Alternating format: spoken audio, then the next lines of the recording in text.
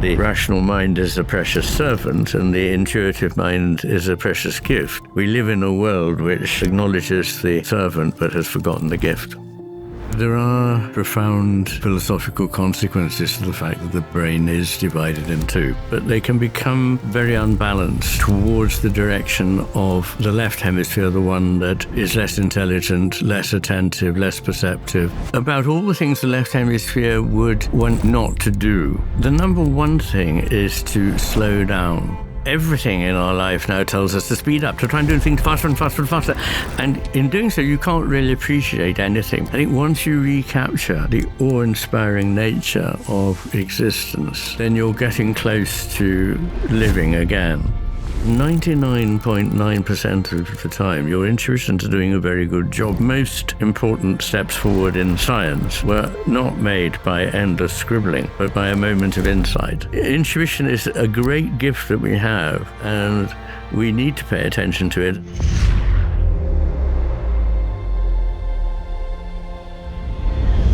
Hey everyone, welcome back to the Know Thyself podcast. Our guest today is a world-renowned psychiatrist, philosopher, literary scholar. His landmark works in The Master and His Emissary and The Matter with Things have been fundamental in reshaping our worldview on life and the brain, our place in it. And his work has evoked so much in my own personal path, getting to study it more recently, re-evoking a sense of awe, beauty, wonder, and sacred in the everyday life. Dr. Iain McGilchrist, thank you for being here. No, thank you, Andrew, for inviting me to your rather lovely place here in Topeka Canyon. Yeah, Topeka Canyon. The pleasure is mine. Yeah. I thought we could dive right in and set some of the framework for this conversation by asking, why should anyone care that the brain is split in two? I think that's a very important question. Not often enough asked. Why should it matter? People might well say, well, as far as I'm concerned, as long as my brain's doing the things I wanted to do, I don't care where it's doing it or what shape it has. But there are, I believe, profound philosophical consequences to the fact that the brain is divided in two. And there are three questions that led me into this area when I was training in medicine. I started off in the world of ideas and literature and realized that I needed to become trained in medicine to deal with people who had a physical condition, often affecting the brain, that changed their mind and their personality and their way of looking at the world profoundly. How did that happen? And equally, people who were thinking in certain ways that could actually produce physical effects on their body. So it was in that area of overlap between mind and body that I wanted to work. And in medical school, there were a couple of things that were hardly mentioned. They were glossed over. I mean, they're obviously true. One is that the brain is divided in two down the middle. And for people who haven't seen a human brain, it's slightly like a large walnut with the sort of wrinkly masses, but a bit in the middle that divides it. And this is not something peculiar to humans. It's true of animals, it's true of birds, it's true of virtually all the creatures that we've looked at that have a kind of proto-brain or a brain. Why are they all divided in this way? Because the computational power, if you think in terms of a computer, which we've been taught to do, the computational power of a mass of neurons must be proportionate to the number of connections it can make, and therefore to willfully reduce the number by cleaving it down the middle seems odd. The second thing that was odd and was mentioned but just glossed over in medical school was that the brain is asymmetrical. And that too is interesting because there's no real reason for the brain again to be asymmetrical. The skull is, broadly speaking, symmetrical. And if you wanted to just get a bit more stuff into the skull, you could expand the brain symmetrically. But indeed, it has expanded asymmetrically, suggesting that there's a difference between what's going on in one part and what's going on in another. And in school, medical school, they mentioned that that was largely due to the thing that was said to set humanity apart, which was the acquisition of language, and that there were language areas in the posterior left hemisphere. And because language was a big thing, it needed a lot of space. And so that part of the brain became bigger. But this can't be true for a couple of important reasons. Animals that don't have language, the monkeys and even the great apes, already have this enlarged area without any big vocabulary to take up that space.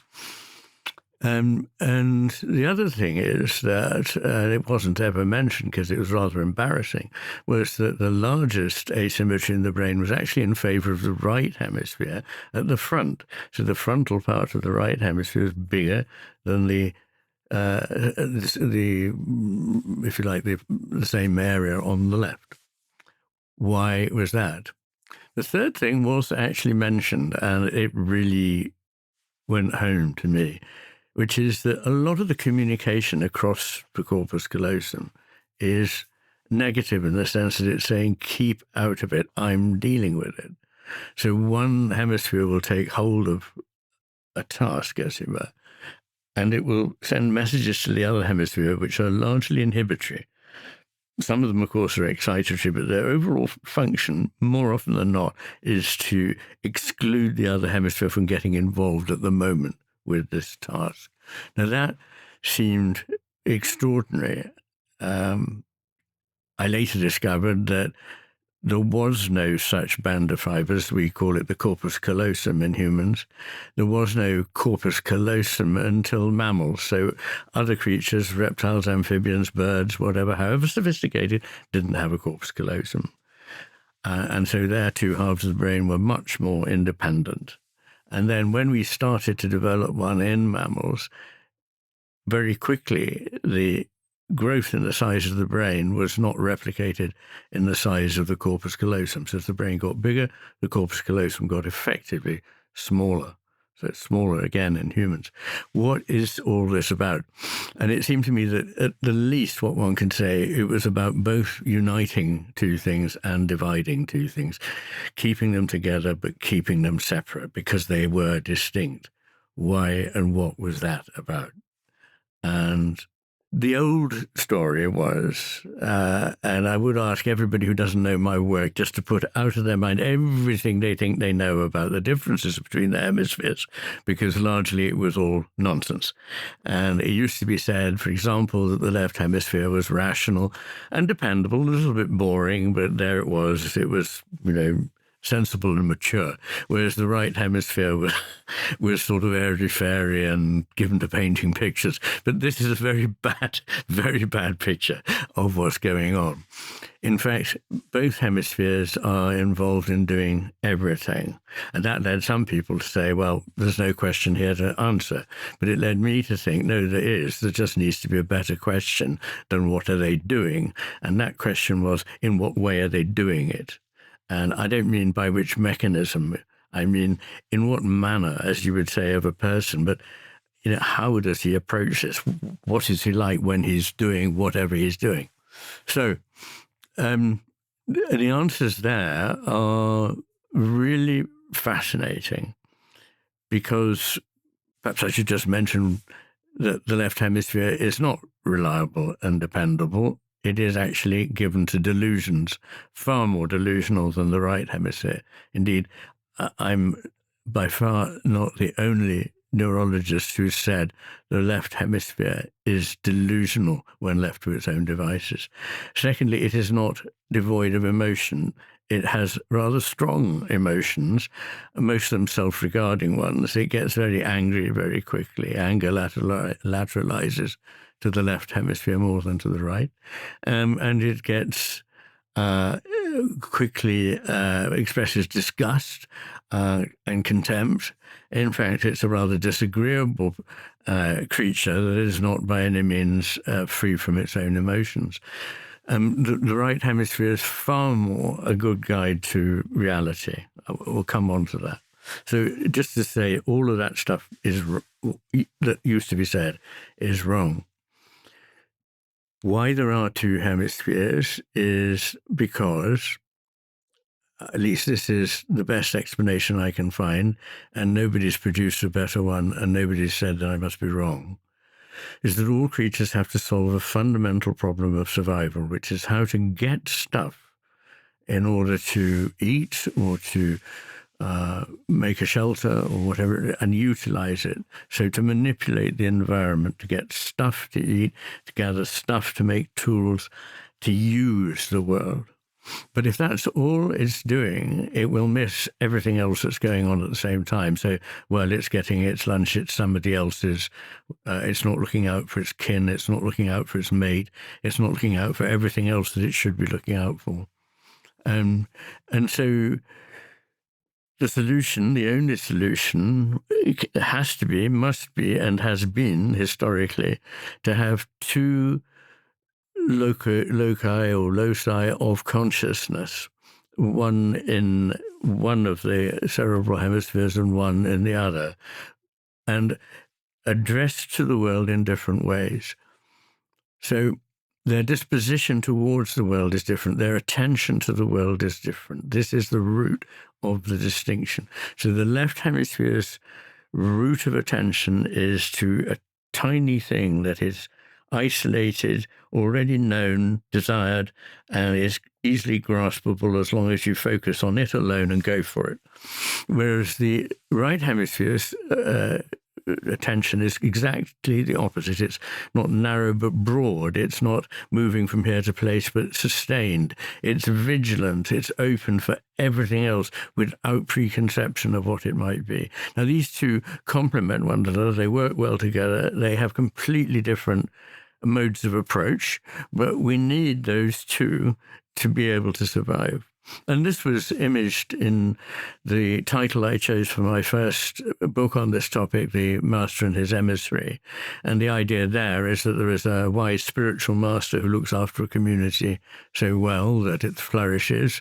And after a while, he realizes that he can't look after all the needs of the community. But what's more, he realizes something even more important, that he mustn't get involved with certain particular detailed matters, because they will draw him away from his broad, intelligent, wise oversight.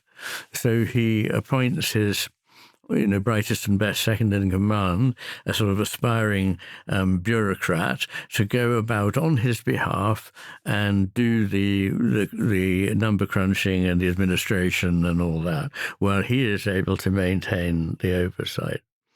And there's a well-known principle in psychology called the Dunning-Kruger effect, which means that the more you know, the more you realize you don't know, and the less you know, the more you think you know it all.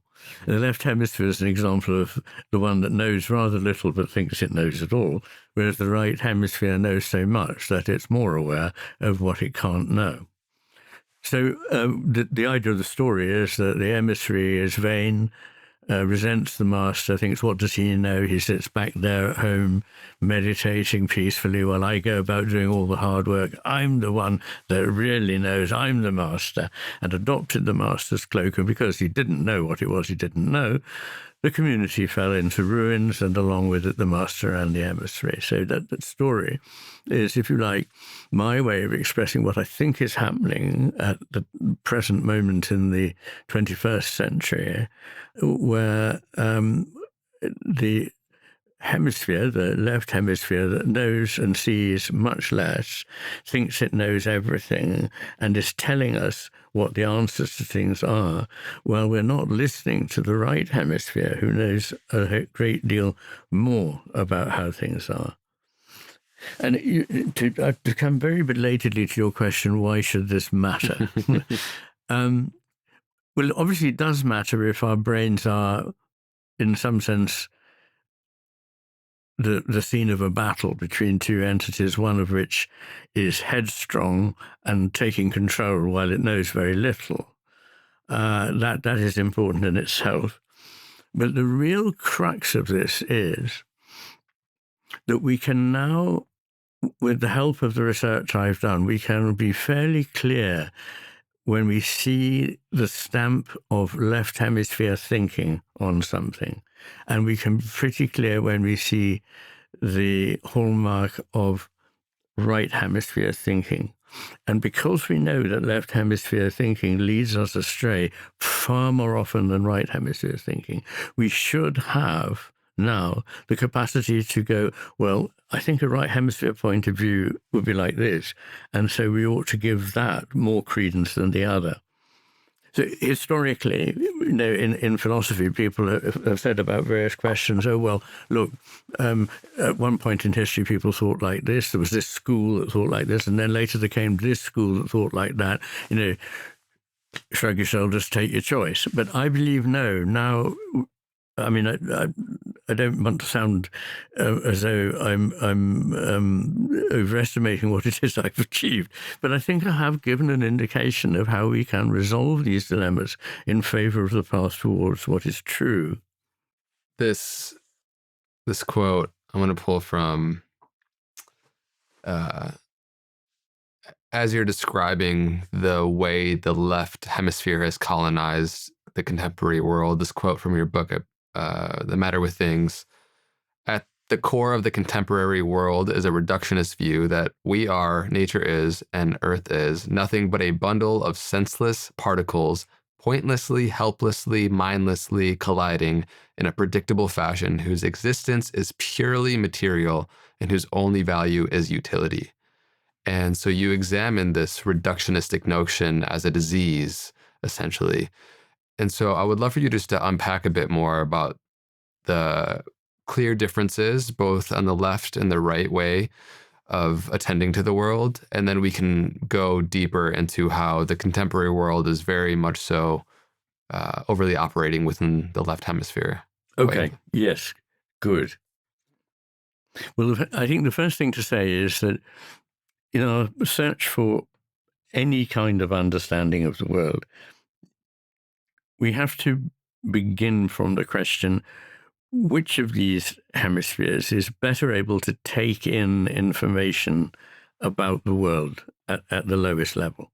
And the first part of my book, The Matter with Things, shows that it is, in every case but one, it is the right hemisphere. So the right hemisphere attends better to the world, attends to more. It perceives better than the left hemisphere in all modalities and perceives more. It makes better judgments on the basis of what it has attended to and perceived. And it also has a greater intelligence to bring on bear on understanding that information. So it's emotional and social intelligence, that of the right hemisphere, is greater than that of the left. And the cognitive intelligence of the right hemisphere, IQ, is far more dependent on the right hemisphere than on the left. And indeed, in terms of creativity, the right hemisphere is better at being able to see how something would fit with something else. So it can make sense of the world better than the left hemisphere can do. And so we've got at outset those, what I call the sort of windows on the world, or the modes whereby we can get hold of information. Then we work on that to try and build up a picture, and it is the second part of the Matter with Things, in which I say there are probably four main paths towards truth that we would all agree on to some degree. Some would emphasize one or two more than others, but generally everyone would probably agree that we do need science, that we do need reason, that we do also need intuition, and that we do also need imagination. Now, those last two have had a bit of a bad rap in the last 40, 50 years from cognitive psychologists who are sort of trained to think that only rationalistic observations can work. But in fact, we know a great deal, thanks to their efforts, apart from anything else, about the great importance of intuition in coming to deeper understandings of things. Following a rational course can only go along one linear track at a time, but intuition is able to draw on perhaps up to 15 different things that it's aware of, that it knows unconsciously, and bring them to bear on making a final decision. And imagination is, I would argue, essential to getting to understand thoroughly anything else. It's not like fantasy, a way of covering it up and making it untruthful and more fun. Imagination is the deep faculty within us which is true to what is true and wishes to see into it. And for those who know the work of particularly Wordsworth and Coleridge in English, but also of philosophers like Hegel and Schelling around the same time in Germany, and Goethe will know what I mean about imagination. So those are the paths. And when we come to finally say, okay, so what is the cosmos like? What can we say about the cosmos that is truer than the opposite?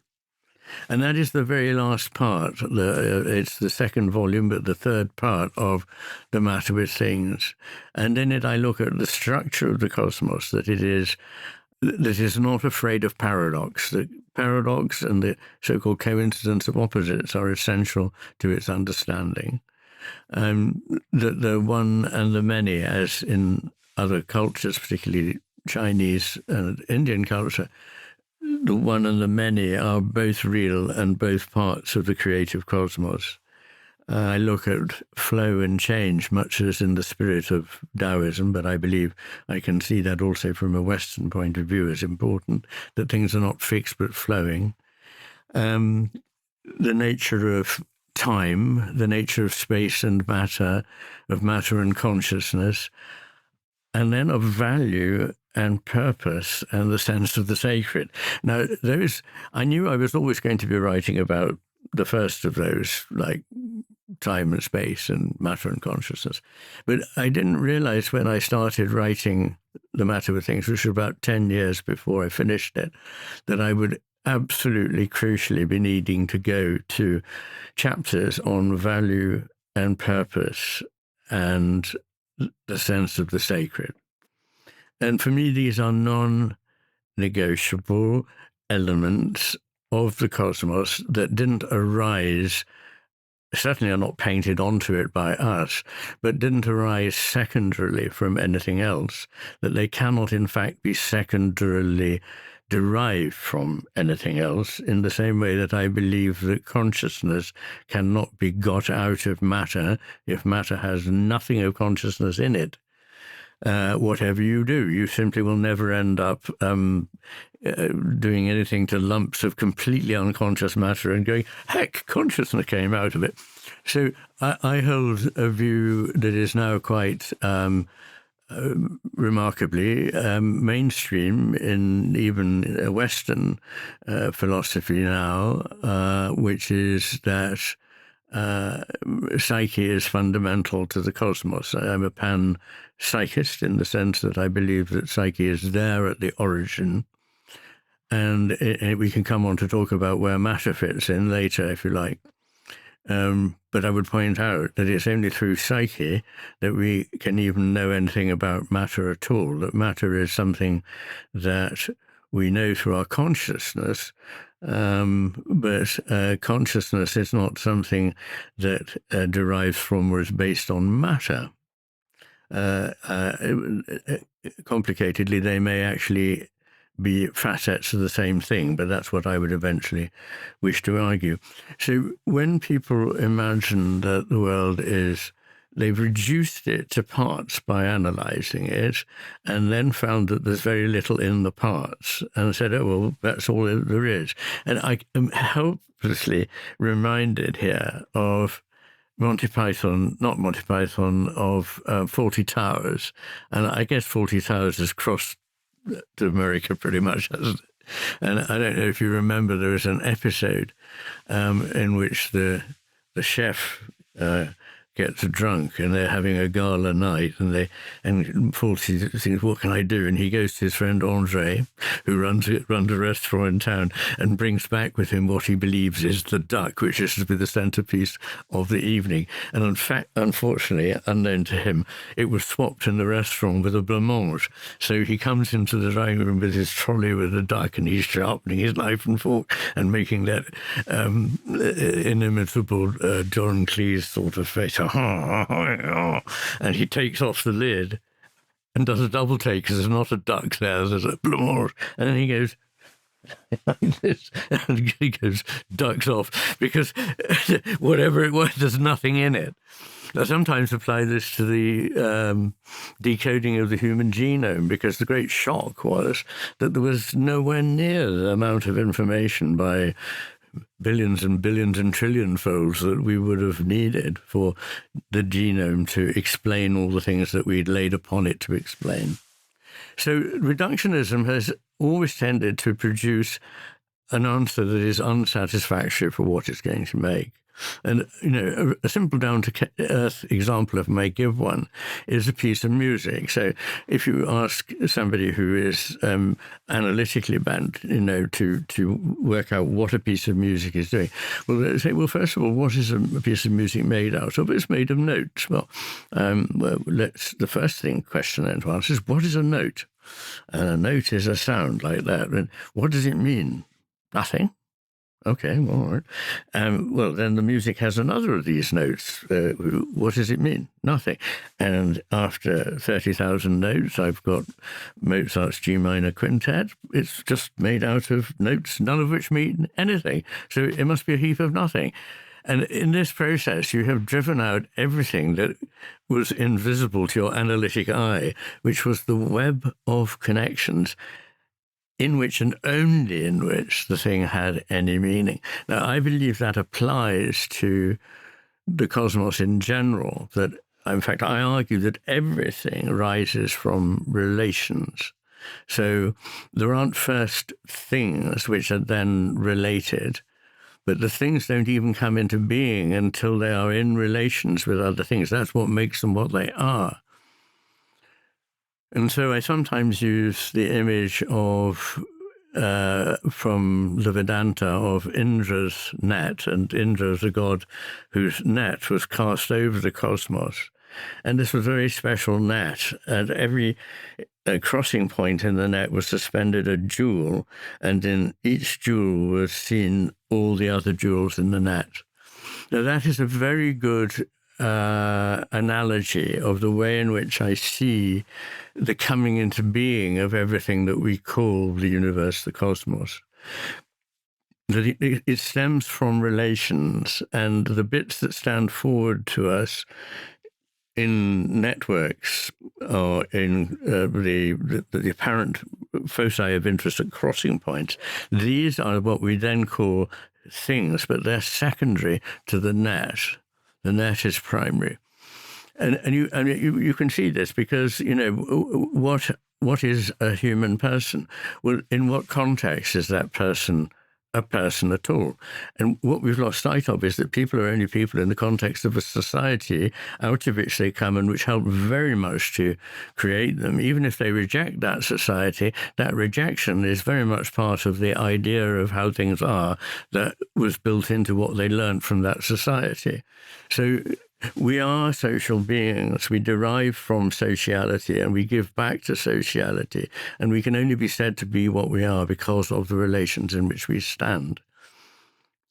I don't know if I answered your question, but the point I think I'm trying to get at is that if you take things apart, you destroy their meaning. And if you think of the universe as just made up of little bits of stuff that you've got down to with your microscope, you can't see what it makes in aggregate. A simple analogy would be like, what is a motorbike? Oh, I'm going to find out. There's one in the garage. I'll take it apart. And several hours later, the other person comes back and says, okay, what is it? Well, it's got 2 of these and 3 of those and something else, but search me, I have no idea what it is. And it doesn't mean anything because it's completely destroyed by the act of analysis. And the only way in which you could work out what it was to get on it and ride it. And life is like that you can't stand aside from it from outside and understand it. A religious belief is like that. You can't stand aside from it and inspect it and go, well, it doesn't add up according to where I am standing now. But it only doesn't stand up from where you're standing now because of where you're standing now. Another example would be like learning to swim by sitting on the bank with a book, saying, this is how you swim. And swearing you're not going to get into the river until you've learned how to swim from the book. Yeah. Yeah, it's like the difference between reading a menu and having the meal, right? The experience. A good one, yes. I am very fascinated at this distinction you have in this example with the Vedantic lens of Indra's net, where it is like the blossoming of a flower, where there's an unfolding of something that is enfolded, which I've heard you speak to. And so it reframes our position in the universe when we go from this left hemispheric notion of a mechanistic universe of atoms bouncing off of each other towards a relational universe where there's meaning tied into how things are unfolding. And I'm just curious if you want to highlight any of your thoughts there, specifically on the unfolding of something that is enfolded. Yes, very much. Thank you for that. There's a marvelous saying of Goethe, dividing the united, uniting the divided is the whole work of nature. And he compares it to the systole and diastole, the 2 beats of the heart, and the drawing in of breath and the exhalation of it, that there are these 2 complementary processes that don't somehow negate one another, but each require the other and couldn't be without the other. You couldn't have just the systole and not the diastole. You couldn't just breathe in and never breathe out. And the same thing exists everywhere, that there is an enrichment in the unfolding, which is not lost when it is reintegrated. So if you take the image of a bud, the bud eventually unfolds, and what you find, the bud is beautiful, but what you find is a flower in all its complexity, and it is beautiful in a new way, but it hasn't destroyed the bud. It's completed the potential of the bud. It has fulfilled the potential of the bud. And eventually that flower will then go back again and become a fruit. And the fruit hasn't destroyed the flower. The fruit is the fulfillment of the flower, and it is the promise of new life. So these processes are constantly cycling and involve alternating unfoldings and infoldings. Hegel used this image also as, and I'm a great believer in, I wouldn't call myself like a Hegelian exactly, but particularly in the Master and his Hemisphere, I do rely on Hegel quite a bit. But I think what he saw for the first time was that things and their apparent opposites have the same nature and require one another. I had a very interesting conversation just the other day with a Chinese scholar, and she was saying, well, of course, in the West, you talk about paradoxes, but we don't see any paradoxes because for us, there is nothing unruly or to be explained away in the idea that a thing and its opposite come together. And, I remember in my own intellectual unfolding that at the time that I was reading Plato in class, an older boy introduced me to the work of Heraclitus, the pre-Socratic philosopher, in whose work a lot of apparent paradoxes are displayed or examined, or just left there for your curiosity. And I began to see something there that was so important that I'd intuited and thought, at last, here's somebody who's expressing it. This essential paradoxical nature of things. Actually, it's not really paradoxical. For there to be wet, there needs to be dry. The way up needs to be also the way down. As Niels Bohr, said to be the father of quantum mechanics, said, although the everyday and the small do not coincide with their opposites, the more important something is, the more it will coincide with its opposite. And so I see that in Western terms, coincidence of opposites, or in Eastern terms, the fulfillment of a non-dual dual nature, if you like. The magnet has a north pole and a south pole. These are not in opposition to one another. They do, in fact, oppose one another if you push them together, but they are, in fact, inseparable. The one cannot be had without the other. And together they make up what it is to be a magnet. And together, the things that we think of as the big opposites go to make up something important. For example, I'm a strong believer that death, which people nowadays are terrified of and start running away from as soon as they can even bring themselves to look at the concept that one day they're going to die, Buster. They just start running away from it and won't talk about it and do all kinds of self-punitive things in order to, they hope, make their lives that little bit longer. Death is not in any way the enemy of life. Death is like the rose going through another phase. It is, again, as Goethe said, death is life's way, nature's way of making room for more life. And I, for one, have not the slightest fear of death. I'm excited by the prospect of death because there are only two possible outcomes. Either there'll be something, in which case I'm fascinated to know what it is, or there'll be nothing at all, in which case I won't be there to be disappointed. That's a very liberating thought, that there is the excitement of the adventure and continue if it does, and if not, then you won't be there for the disappointment of it. That's great. I think of, because you mentioned Niels Bohr, another saying of his, I believe, which I love, is the opposite of a fact is a falsehood, but the opposite of a profound truth may very well be another profound truth. That was, roughly speaking, exactly what I was referring to. Yeah. And it makes me think of how we can embrace paradox more in our life and how much we've really come to see life in such a fractured and separated sense.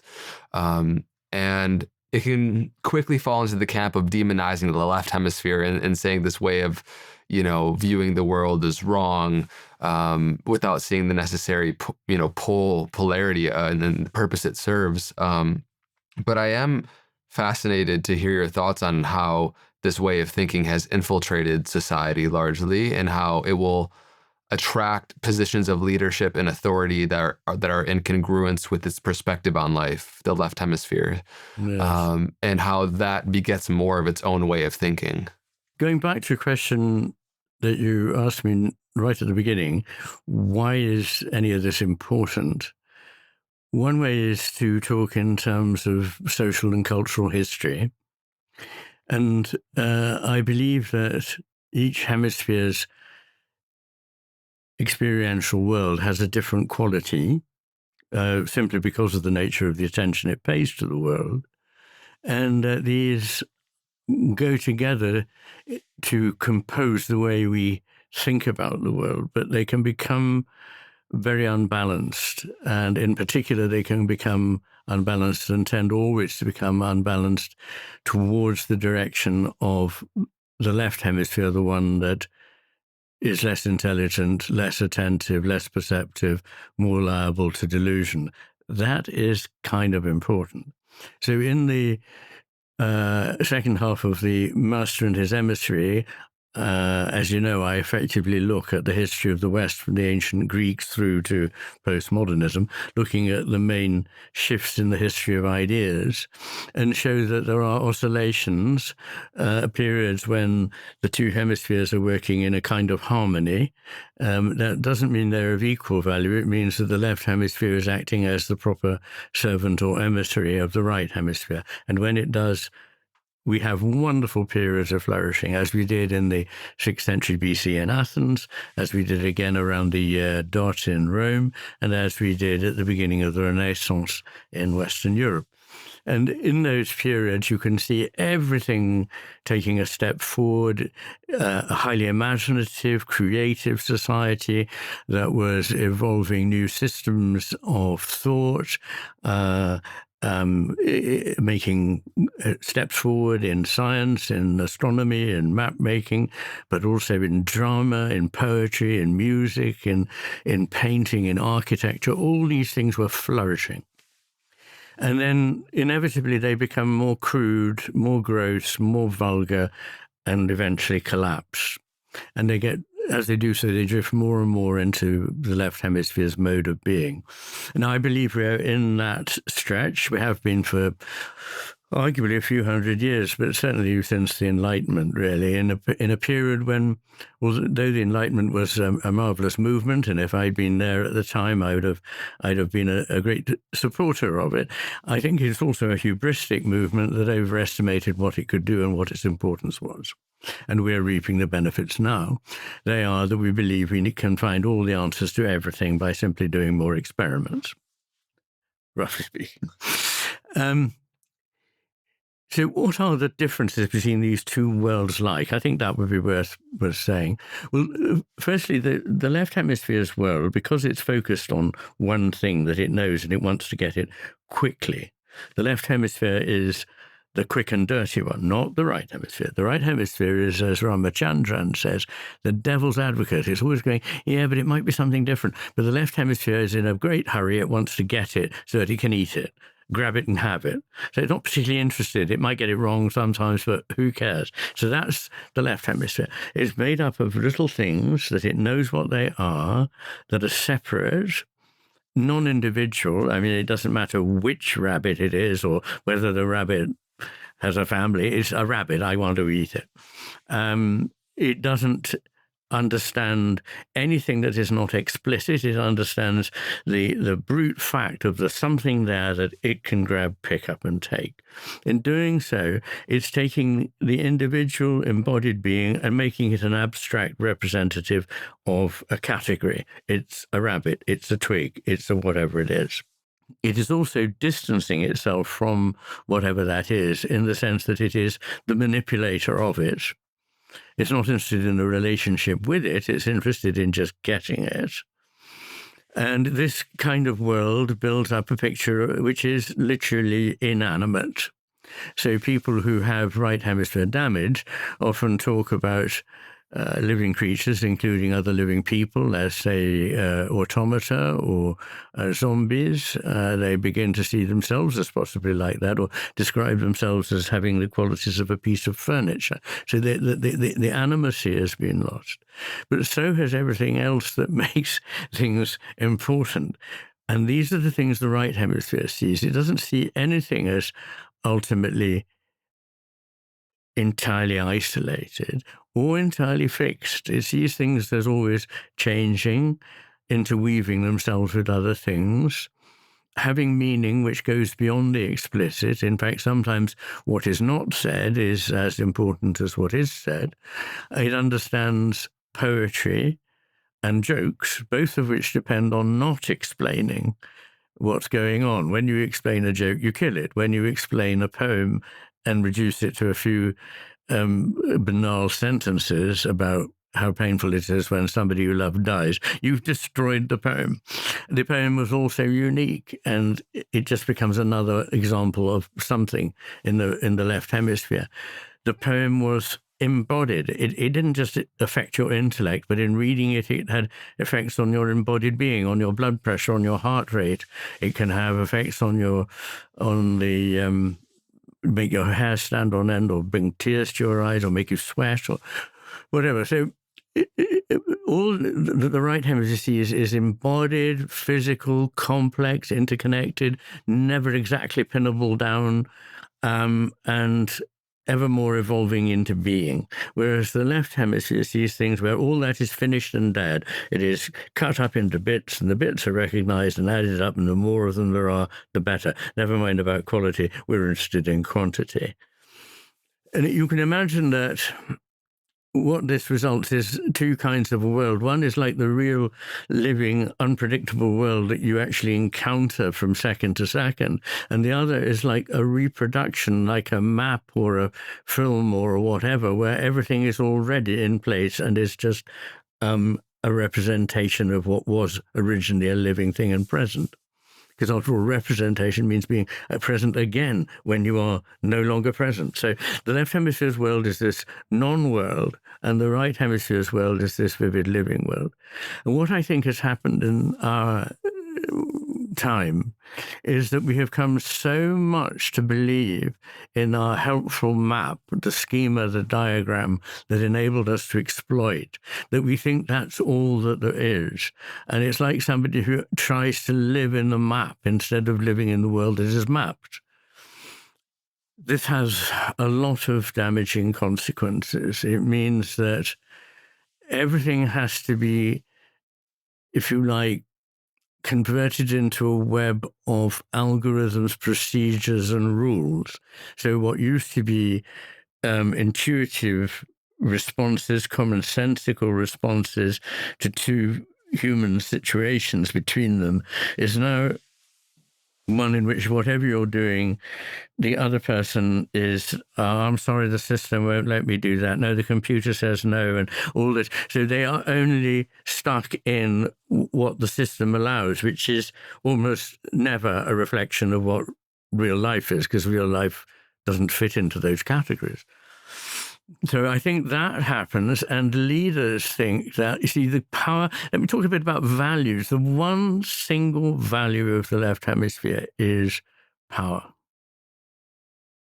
The power to control. And this is what, going back to the evolution of the two hemisphere system suggests, is that the left hemisphere is the grabber. It's the one that gets stuff. And so it's really only interested in having control of things. If it hasn't got control of things, it's anxious. So if the left hemisphere begins to take over, we're anxious about everything that doesn't seem to be already under control.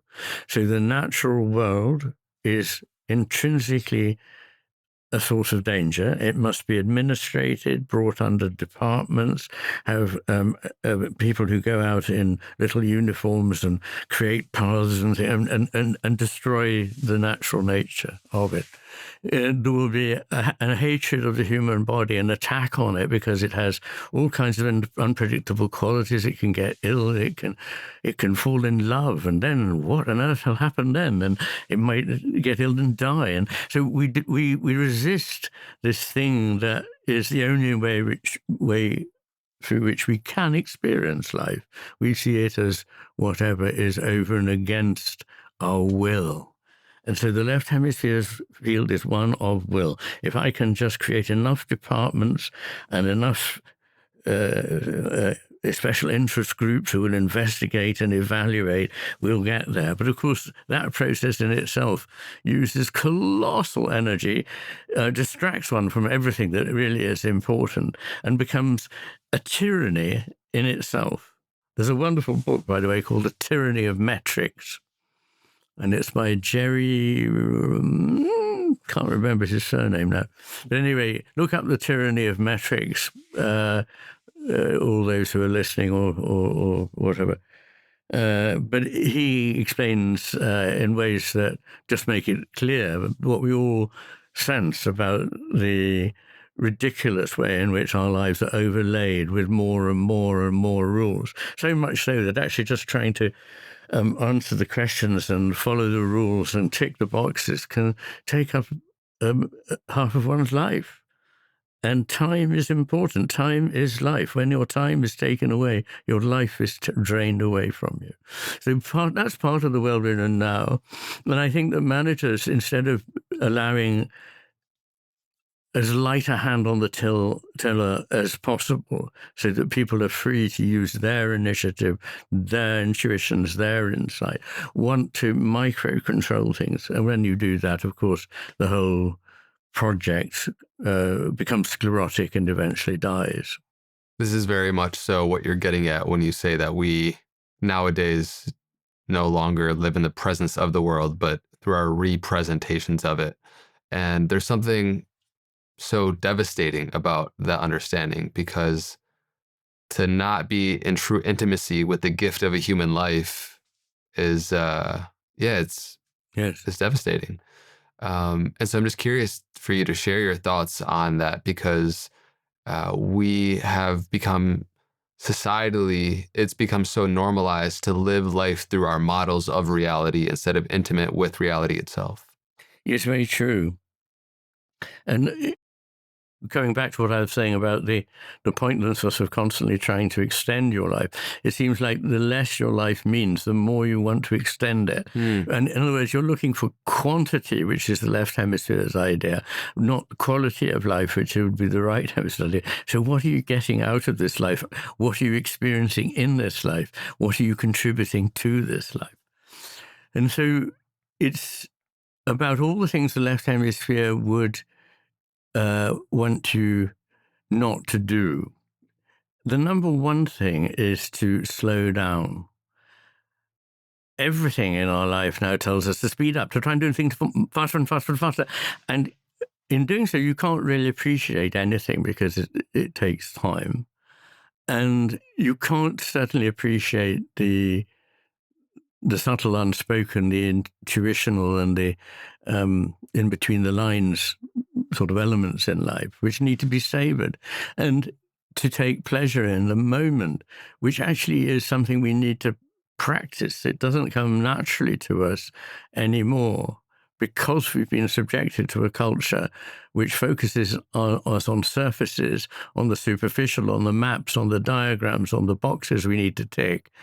Anything to get us not to be looking at the actual world, which is still amazingly unfolding in front of us, and to recapture the awe of that. I think once you recapture and feel again the awe-inspiring nature of existence, then you're getting close to living again. And I think there are a couple of other things I say are important. One is a kind of humility, which is unusual in the modern world because we are so hubristic. We're guided by these fantasies of total control, of being able to achieve so much. Just wait, in 10 years' time, we've mucked everything up, but you wait, we'll have even more power to muck it up in 10 years' time. We don't need more power over the world because we're exerting that power in damaging ways. What we need is greater wisdom, and wisdom begins in humility, which is the awareness of just how little you do really understand. That doesn't mean to say you have to accept to be stupid. In fact, it's a sign of astuteness to be modest about what you know. The person who believes they've got the answers to everything is by definition a fool. I would say that ignorance comes before knowing, but there's unknowing that comes after knowing, and it's that unknowing that one is aiming for, much as Christ said, except you become as little lambs, which is, of course, how should we do that? His disciples said. But what he meant was there are two kinds of innocence. The innocence of a child before the child becomes experienced. But there is a much more robust innocence, if you like, of the saintly person who has achieved an innocence the hard way through having had experienced. So these things are the spiritual gifts at the end. They sound curiously like what we thought we were leaving behind, but they're in a new light, a new coming into being. I loved all of that so much, man, that it just, I resonate so deeply in the way that you described and the notions of which we can attend to life. And it is inspiring to know that we can experience more of that way of life through the way that we choose to use our attention and attend to things. And I'm curious to hear you explain how the way that we attend to life and our relationships and the circumstances in life changes very much so what we find there. Yes. Yes, and I make a slightly stronger claim. But I do make that claim. So what I would say is that depending on how we attend to things, we find different things there in the world to attend to. And because of the way we have attended, and it's brought forth whatever it is it has, we think, oh, well, that worked, let's pay more of that attention. So if, for example, you're using a kind of detached, manipulative attention to people, you will see them as mechanisms that can be overcome and directed by you. But if you see other people as objects of compassion and of love and capable of all the same kinds of things to give in life as yourself, then you will get a different experience from being around people. And to make it simple, I talk about the mountain behind my house, The mountain behind my house is got a sloping outline, which can be seen from the sea. And it gives the name Talisker to the place where I live, because Talisker, and apparently in Norse, meant the sloping rock. And so what that tells you is what it was that mountain to the Vikings who came down that coast of Scotland in the year 1000. It was a landmark which told them the difference between danger and safety, because it signified a bay that was famous for its rocks and its capacity for shipwreck. But it was also the home of the gods for the Celts the Picts, in fact, who lived in the shadow of it 1,000 years before that, as we know from what they have left in behind of their dwellings and their artifacts. In the 18th century, people started to go there to paint it, and for them it was a multicolored form of different textures that was very beautiful to draw. In the 19th century, people got very interested in geology, and it happens to be an outstanding example of columnar basalt formation, so people went there for that. And they still go there with their bright yellow hats, wandering around with their hammers. Because it's basalt to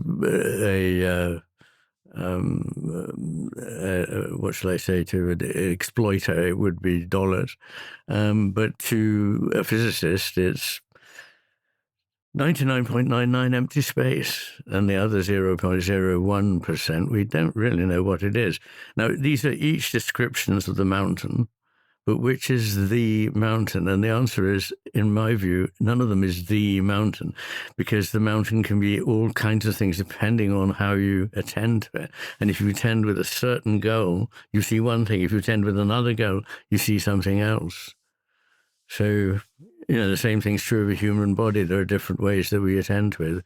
The doctor, the pathologist on the slab when he's dissecting a corpse, your lover, an artistic model. All these bodies are all human bodies, but they require a different attention. How does the quality of the attention you pay change not just what you find, but also you, the attender? Oh, it alters you. Yeah. Absolutely. Because you become, suppose you think, well, humans are just machines, and you attend to the extraordinarily complex organismic nature of the human body in a mechanistic way, you will certainly find small areas where there appears to be quite clear linear mechanisms where A affects B affects C. In fact, if you look a bit broader, using the right hemisphere, you see that actually these systems are not one-to-one analytic linear, but are in fact massively complex systems in which 10,000 things are happening in a cell per second, and they're all interacting with one another in ways that you simply can't map, and are not just beyond our power to predict, but are intrinsically unpredictable. So on the one hand, you've got this vision, it's all predictable and mechanical. On the other, you've got, no, it's infinitely complex. It has recursive loops in it, and it can't really be predicted. Now, if you are interested in having noticed a mechanism and you're able to intervene in it, you feel very clever. You think, oh, I've done something useful. I intervened in the mechanism, so on. So I think the whole thing is just a mechanism. And you just carry on paying that attention for the rest of your life, and you never see anything else. So I think it does affect you, but I'd also go further and say that the way that we attend to things affects the world at large, because none of us, again, is isolated. So if there grows up a culture, you may be inclined to see the world in all kinds of interesting, virtuous, revealing, creative ways. But if your culture, nonetheless, all around you is saying this landscape is whatever it is, it's for extractive purposes, it can be covered in all kinds of roads and bits of metal and so on, and it'll still be what it is, then as far as the culture is concerned, that is what it has become. And it becomes harder and harder for people to see it in any other light and to argue back against it. Two examples come to mind for me. One is a long report, 400-page report, on the impact of a certain development on an area of outstanding natural beauty, which would effectively destroy its outstanding natural beauty. And the report mentions, how money could be raised for the project, how interest could be earned on the project, how jobs could be provided during the construction of the project, the impact on the local community that might be beneficial or not, and so on. But nowhere did they mention the above all important thing, that one of the last really beautiful wild places in that part of Britain was going to be completely destroyed, and at the end they say, but we can't evaluate that, so we're not saying anything about it. Well, we can't put any numbers on it, and so it doesn't exist. The tyranny of metrics, and an even more extraordinary one is the report of UNESCO on the effectiveness of a campaign to wipe out onchocerciasis in children in very poor parts of Africa, it being a protozoan that can cause blindness, and by washing in certain river water you can become blind from this creature. And at the end, it said various things about the impact on the local economy, which could be measured. And it said, of course, a lot of people have been saved from blindness, but we're not going to talk about that because there's no figures we can put on it. So it is almost as, one can smile, but it is beyond belief absurd that is how we now think so much in terms of the scheme of money and jobs and so on, and so little of beauty and goodness and truth, all of which seem to me to indicate that onchocerciasis and the beauty of a landscape are important. Have you ever gone people watching? Have you ever just sat somewhere and watched people go about their life? Quite a lot, yes. Yeah? Yes. I'm curious because in the deeper studying of the contemplative practices, you have the ability to train your faculty of attention and the kind of quality of attention you pay. Many different practices. One could be staring at a candle, and being able to, which seems like an impossible task at first, maintain 20 seconds of concentration, let alone 10 seconds without distracted thought.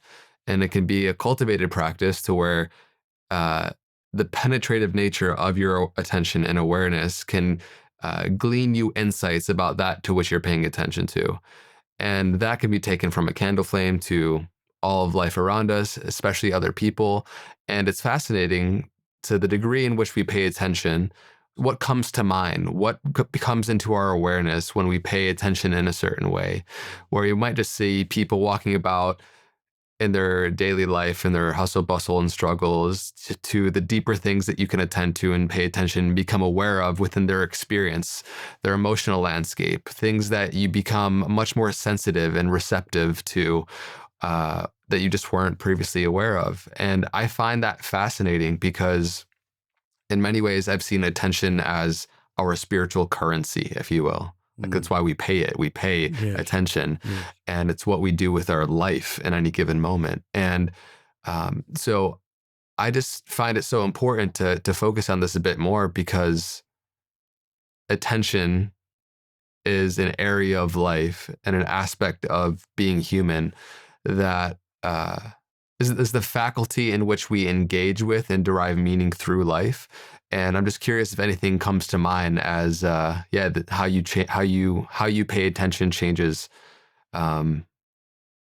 what you become aware of, and therefore can also change how you interact with and steward life around you in a sense.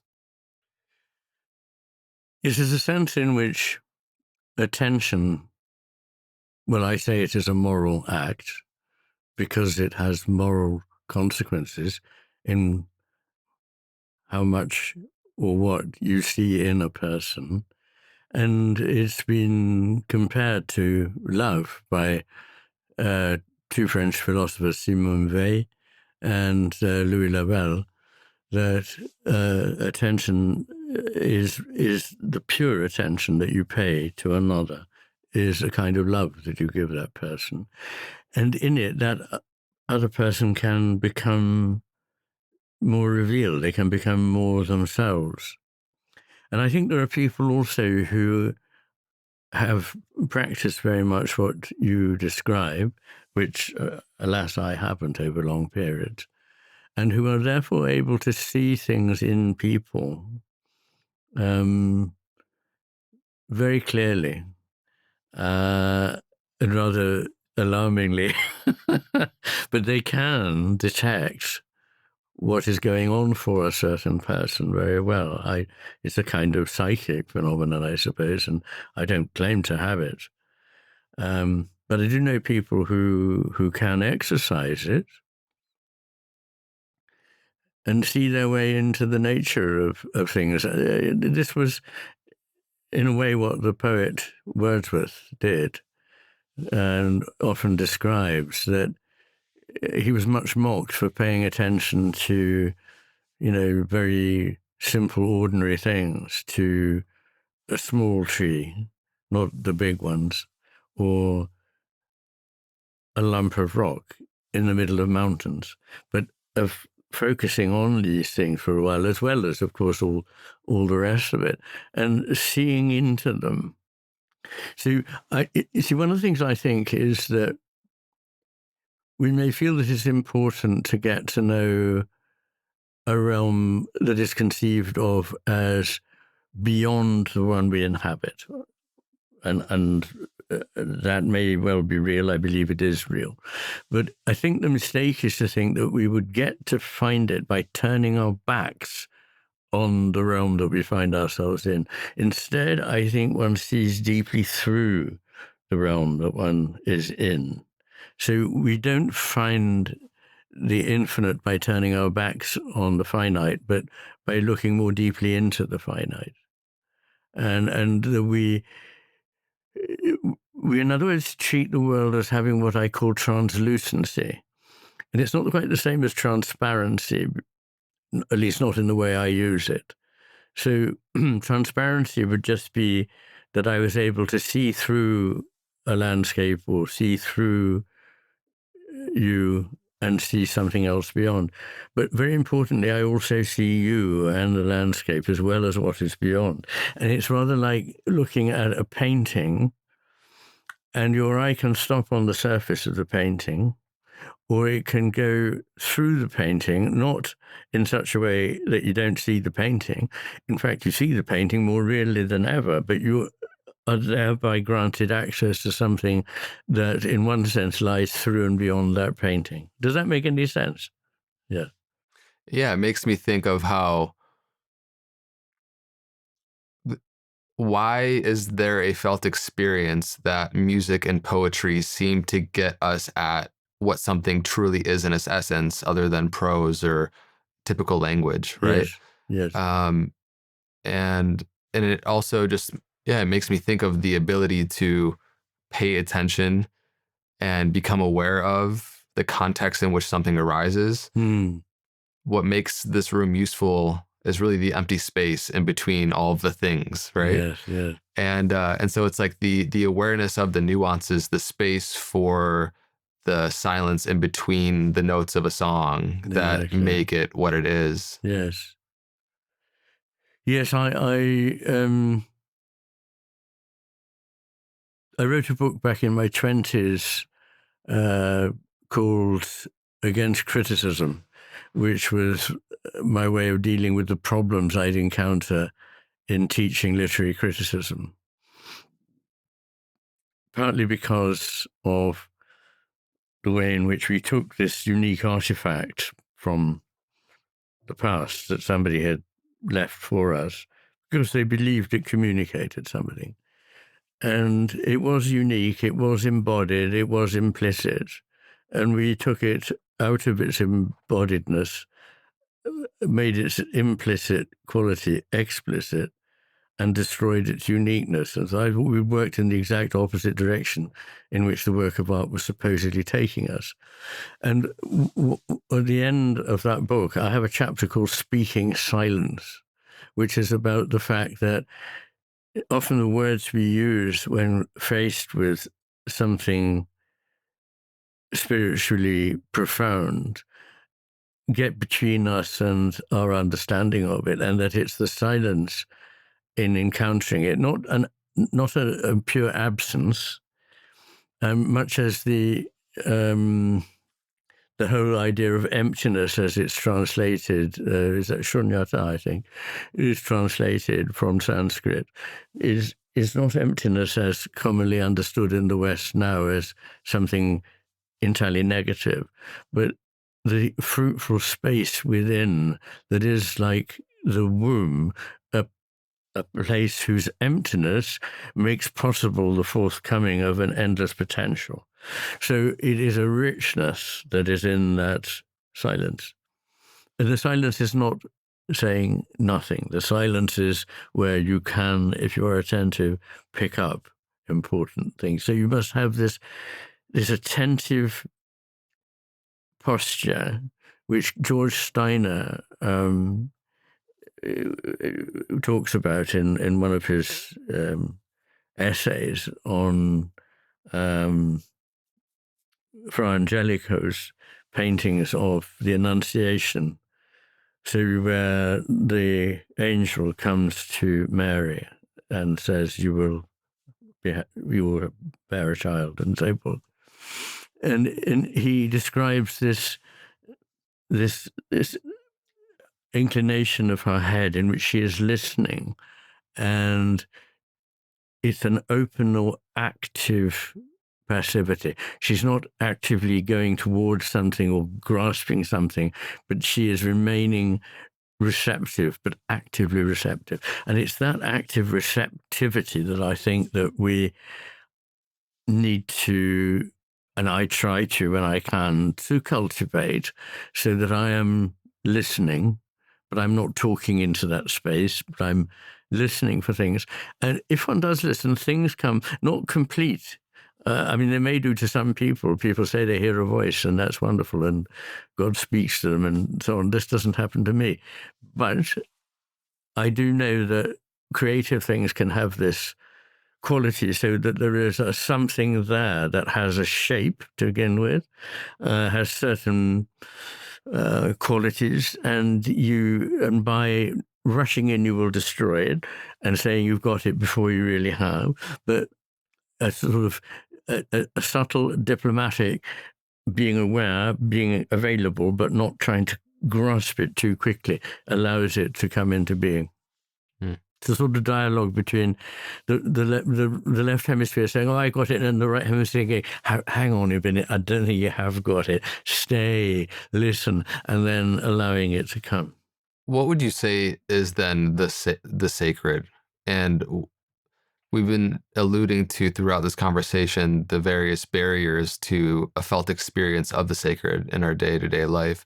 But I'm curious how you define, which I understand is inherently paradoxical in doing so, the sacred. Yes. And then I will go from there. Well, as you would imagine, it's very difficult to say. As a result, writing the chapter called The Sense of the Sacred, which is the last substantive chapter of The Matter with Things, took me longer than any other piece of its length that I've ever written. It is 111 pages long, so it's kind of a short book. But the reason that it was so difficult and it took me time is because I had to both say and unsay, because I didn't want people to run away with clear ideas of what it was I'd said and substitute those for what I was trying to get them to understand I was gesturing towards and trying to help come into being in however little a way. So it was much easier to say what it's not, because I think a lot of things are mistaken for the sacred. And indeed, in religions, I think there can be both the left hemisphere and the right hemisphere playing their roles in ways that are quite typical. So there are religions, and most religions have branches in which a great deal is set on a written text, which is infallible because it's written by God, and the truth is all 100% clear because it's written down there, and that's it. Now, that is a left hemisphere fantasy, which makes it feel very, very safe and comfortable. And because it's constantly longing for certainty and safety, then that's a very prominent part. It also answers all the questions that are so difficult by saying, I'm right, you're wrong. If you believe anything else, you're damned, and all that kind of thing. We get this growing in religions. It's a kind of anti-religion that takes over religions historically at various parts. But in those religions, there are also traditions that respect very much that which cannot be pinned down in language, that the important things about the divine are what cannot be said. So, for example, at the beginning of the Tao Te Ching, the great text of Taoism, it says the Tao that can be named is not the real Tao. And you might think, well, that's just Chinese. But no, St. Augustine, pretty heavy duty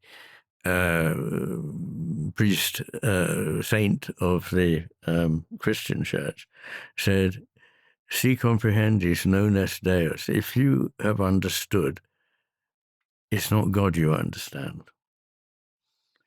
In other words, he's saying from the outset, you will never understand God. God defies all understanding. But doesn't that mean by that defies all approach? If you try to grasp, is what he's saying, with the left hemisphere, I grasped it. The right hand, I've grasped it. The left hemisphere controls grasping. Then you will never succeed. But if you are open to something that will come to you out of its own goodness, out of its own charity, then you may receive it. I begin the chapter in question with a quote from the anonymous writer of The Cloud of Unknowing. And I can't now think what it is exactly, but it's by love he may be caught and held, but by thinking, never. And so, paradoxically, an awful lot of the history of religions do contain a great deal of thinking. And I'm not against that, actually. I think that as long as the thinking doesn't think it's finally pinned things down, it can be useful. It can help clear away areas where it's not important. But what that sacred is something that I think, let's put it this way, that we all, unless we've deliberately tried to, say, oh, it's rubbish or it's nonsense, it doesn't mean anything, we've probably all got some sense of what is meant by the sacred. They may have experiences that seem to them sacred. They may or may not be related to a holy place or to a church, but they may nonetheless have that quality of sacredness. They may be of the natural world. They may be of an encounter with another person. They may be through art, through, particularly for me, music. I think there's music that is very beautiful, of course, and very intellectually satisfying, but there is also music that really asks to be called sacred. And I wouldn't apply it to other music that I find equally beautiful. I would say it's wonderful. There are songs by Schubert and Schumann which are exceptionally beautiful and moving. I wouldn't call them sacred in the normal sense, but there is a lot of music, particularly welling out of the whole of the 16th century in Europe, that I would call, just quintessentially sacred. A lot of it was set for sacred purposes, but when you hear it, when you encounter it, it raises feelings in you which are not just feelings, nor not just thoughts, but are something that involves your emotional and intellectual being, but also your soul. You are called to by something that carries conviction. And indeed, I come from a family that had no religious convictions, and I didn't get taken to church or anything like that. But in my teens, I was lucky enough to encounter this extraordinary stream of unbelievably moving and beautiful church music, and music from other non-European traditions that was sacred. And the architecture and the art and the poetry of both poets and many books of the Bible. And I thought there's something here. I wasn't brought up to this. At the time, I was mainly studying science, but I thought, I know it's not good enough to pass this by. It's calling to me. And I decided I was going to become a monk, actually. I was going to go to Oxford and preferably do philosophy and theology, and then probably go into an enclosed order, or maybe get ordained and pad the streets of Manchester. I don't know. But in any case, this didn't happen. But all my life, these things have been with me, so vivid, and I can't say what it is. I've certainly experienced it in the astonishing beauty of lonely and beautiful landscapes. And you find this in all cultures. There's a 5th century monk who lived in a desert waste and who describes the beauty of it as speciosus, which means sort of having a charming beauty. So it's a strange thing. I'm not sure I can really do more than say, if people are interested, try reading my best shot at explaining what I'm talking about. You won't be encouraged by my ramblings now, but I have tried to explain what it is and what it isn't. And I thought it was the most important thing that I could give to people. And interestingly, since writing that, I have had many, many, many, many, many, many communications from people. It has been a fantastic gift that they have, writing to me saying how much my work has meant to them. But in particular, people who say, I never understood what people meant by a religion or the talk of spirituality, but after reading this, I think I understand. people saying, I lost my religious faith, but in reading this, I have come back to it. Monks and priests, Christian, Judaic, Islamic, Hindu, have written to me and said, what you have said is so important too in our tradition and rings many bells for me. And the most touching thing for me was that the man who was the person who prepared me for confirmation classes, which meant that you were prepared to be confirmed into the church as an adult and receive communion and so forth. And I wasn't too sure about it all, but I was interested enough to go along with it, and I did. But anyway, he read. He died last year, and he was 95, and he wrote to me, therefore, in his early 90s, and he sent such a moving thing. He said, what you've been able to say here is what I have struggled all my life to say. I mean, can you imagine what that made me feel? And he sent some wonderful poems, actually, Blakean poems, which... Anyway, so I was able to write back and say, gosh, that is very touching and beautiful. I'm curious to hear your thoughts on what society would look like if education from a young age culturally was more right brain centric. Well, in terms of what we can do to help the chances of this civilization surviving, education has got to be one of the key elements in it. I think education has got worse during the last 40, 50 years.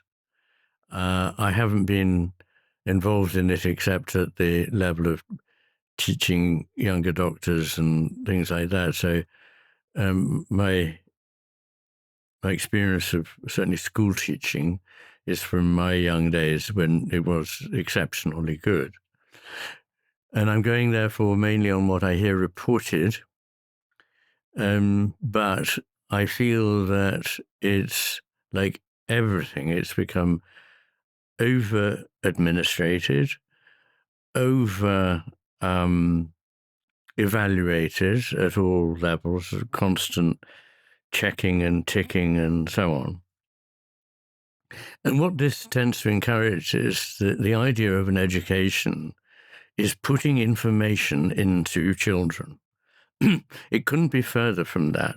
It's about not putting in things at all, certainly not putting in information. I mean, that may happen. I mean, that may be a byproduct of education, and it's an important one. Somebody who left school with no information would obviously be in a rather poor way. I understand that. But it can't remotely constitute in itself an education. An education is about drawing something out, not putting something in. It's about drawing out something that is already latent, innate in the person that is being educated. And that is done by, as always, a mixture between, or should I say, steering a very important path between two opposite problems. One is the problem of too much structure, too much emphasis on the, quote, right answer, and too much regulation and not enough independence for the child, but equally avoiding the opposite one in which they just please themselves, anything goes, let it all hang out. Neither of these is a sensible or indeed a decent or compassionate way to treat a living being. One is just abandoning them, and the other is destroying them by overregulation. So what I believe should happen is that there should be, first of all, I think that teachers should be more independent from government edict. And when when I was growing up, our own school system in England was contrasted, of course, favourably by us, with the system in France, where on the morning of the 3rd of March, 1962, every child in France would be on the same page of the same book.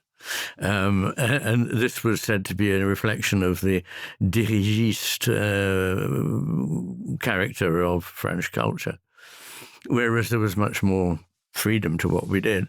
But so I think having that freedom is good, and trusting teachers is good. And I would say, get the best teachers you can.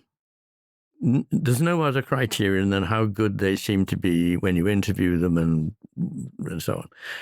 That is why you employ them. Give them a good deal of leeway and keep an eye on what their pupils are turning out like. And if there's a problem, you should be allowed to sack them without too much trouble. At the moment, once you get to be whatever it is, it's almost impossible to sack you however bad you are. And I understand that's protective for the teacher, but it was also stultifying for everybody if you saddle with somebody who's doing a very bad job and they can't be got rid of. So, I mean, really, that's only a passing note. But what I'm trying to say is, it's probably the necessary safeguard if you're going to give them a great deal of independence. So I would gather a group of teachers who are different from one another, phenomenal, excited by what they were teaching, and allow them to go ahead. And yes, you would test them and so on, and children, and see how they're getting on. And unless there's any particular problem, then that's a really well-running school. But what I understand is that it's all about, no, they must know this particular thing, and there are 12 things you must say about Jane Austen, or if Jane Austen's even allowed in the curriculum anymore nowadays. It's all very sad. People are being dragged away from the history of their own culture, without which they can't really understand what they're looking at in the culture around them. There's Neil Postman, who I'm very late in the day, I'm reading his book, Technopoly, about what's happened to our culture. And really, he's saying things that I've been saying for a very long time, but he did say them before me. That unless we have a grounding in our own culture and its history, and unless we understand the works of literature like Shakespeare and poetry and drama, unless we understand, and music becomes part of our education, acting is part of our education, it's not an education. And another part of it should be free thinking. So at my school, I was taught, okay, come on, tell us something you really are very important, you think is very important, and you're passionate about it. So I would talk about it for 5 minutes, and then they say, "Yep, that's fine." Now, imagine you're somebody who has exactly the opposite belief. Now argue their point of view for 5 minutes, and we'll score you on how good you are at that. Now, if more of children couldn't leave school without doing that, there'd be less of the simplistic, this view is right, that view is wrong, rather than saying that most views can be taken to extremes in which they become wrong, but there is common ground between many sensible, wise thinkers.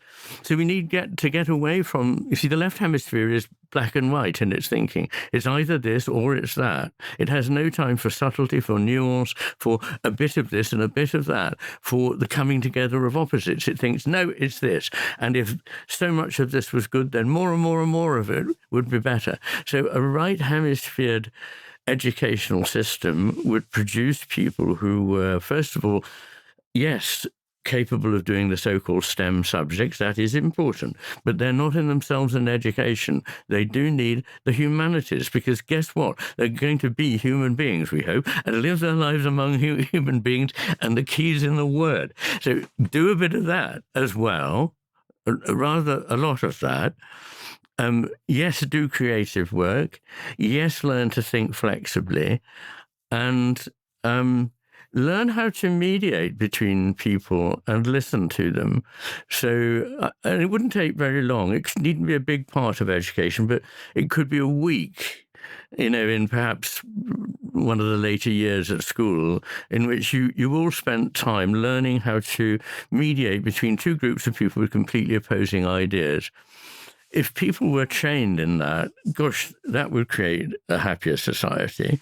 And the other one that I think of, but isn't familiar to most people unless they've been through it themselves, is really a form of couples therapy. And it's applicable across the board, not just the couples. So in couples therapy, there are two people who want to either part on better terms or get their life together back on track. And to do that, they need to understand what the other person wants and sees and hopes for.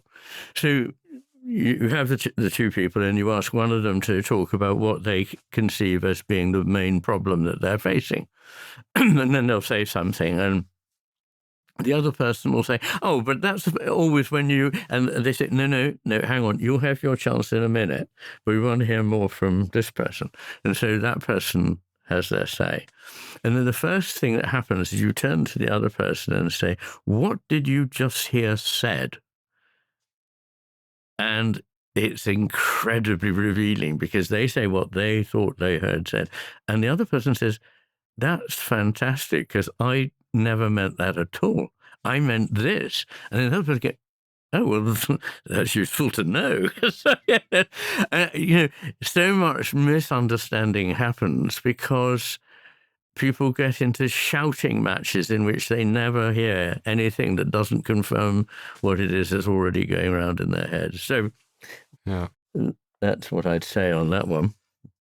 Yeah, it seems like if education was truly the way it was, the word was designed, educo, I believe, Greek or Latin origins, to evoke from within, not stuff things down, not just what to think, but it's Latin meaning to draw something out or lead something forth. Yes. So not just what to think, but how to think, when to think, why to think. Yes. And it kind of broadens the conversation. So what you mentioned earlier around the 4 different ways of knowing, science and reason, of course, important empirical ways of examining reality, and yet the underutilized faculties of intuition and imagination. And I would just love for you to spend some time, if you will, sharing your thoughts on what these modalities of ways of knowing provide that the others don't, the importance of them, and the thoughts you have around the importance and power of intuition and imagination. Well, about intuition, I think the first point I'd make is that people like Dan Kahneman, whose work I respect, can develop very clever scenarios which are set in such a way that you may well make a mistake if you answer them intuitively. And so then people do, and then Kahneman, I'm not using, but people like them, clever cognitive scientists come along and say, but you're mistaken, you see, because, and then you feel a bit of a fool. But the way I look at that is that the reason that you can be caught out is that 99.9% of the time, your intuition is doing a very good job for you. And it is always possible to set up a special set of circumstances so designed to lead you into making the wrong choice. That doesn't show that it's a generally fallacious procedure. And the analogy I use is that of optical illusions. There is one optical illusion that is so staggering that it is impossible to believe when you look at it, the so-called checkerboard illusion. I don't know if you know it, but I include it in my book because it is so amazing. And 2 squares that look obviously different shades are in fact exactly the same shade. But I've never known anyone who, after seeing this and having had it pointed out to them that they got it wrong, said, oh, well, that does it for me. I'm never going to use my eyes again. Because, of course, almost all the time, your eyes are doing a very, very good job. So I work through whole areas in which our intuitions are good. And they, of course, one thing that happens now and is entirely understandable is people worry about prejudice. And I make a distinction between prejudice, which is inevitable, and bias, which is swinging your judgment in an unfair way. So prejudices, there's been a lot of work on prejudices, and you won't like this, but you can go back to the science. Prejudices are extraordinarily robust. Most prejudices are common across peoples around the world and are generally borne out by the data that we have that is objective.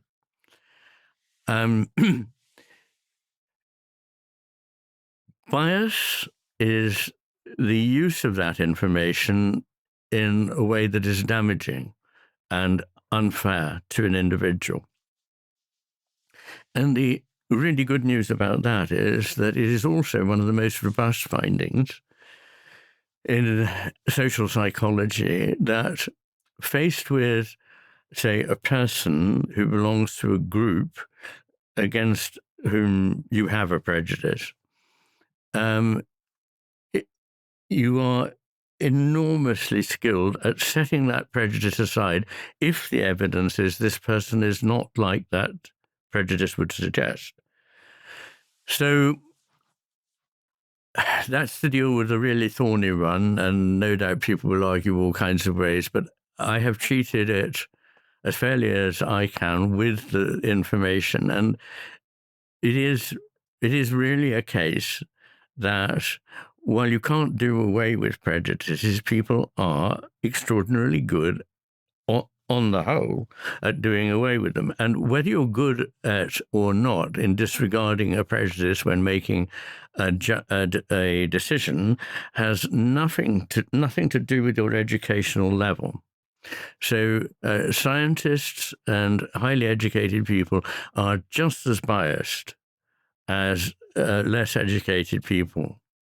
Their biases just may be different, but they have them. And so the concept of prejudice and bias is an interesting area. For example, nobody who's intelligent can avoid having prejudices. If you are walking down a street at night and you see a gang of loud, leather-jacketed men swinging bicycle chains and shouting, your prejudice that these people are quite likely to attack you is perfectly correct. And you see them as more dangerous than a group of ballerinas walking down the street. I mean, they might suddenly turn on you, but it's much less likely. So in general, our prejudices are the absolutely inevitable consequence of leading a life and not blindfolding yourself to what you know. It's what you do with that information and whether you use it in bias, in judgment, and so on.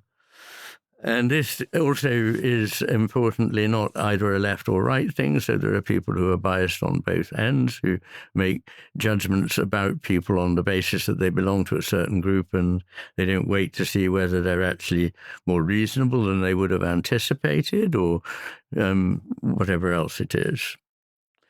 So that's not the most important and likable thing. I just need to deal with it because, of course, everyone will say, but intuition's the subject to prejudice. But one of the things about intuitions is that they are capable of gathering together as many as 12 to 15 strands of thought. And for this reason, there was a jurist, i.e. a legal expert, who is the head of one of the German Max Planck Institutes, whose advice to business leaders is to allow their people to use their intuitions as much as possible. And you may or may not know this, but most important steps forward in science and in mathematics were not made by endless scribbling, but by a moment of insight. And I know of about 40 of these and quote many of them in the book. And George Gaylord Simpson, who was the leading light in the establishment of the mainstream way in which science now looks at evolutionary biology, himself said that most scientists don't produce their results as a result of the scientific method. We're taught at school, you do this, you do that, And a certain amount of that obviously comes into it, and perhaps many years of slogging goes into it. But you don't actually reach your answer that way. You reach your answer through intuition. And if you rule intuition out, you will never be an imaginative, creative, or interesting scientist.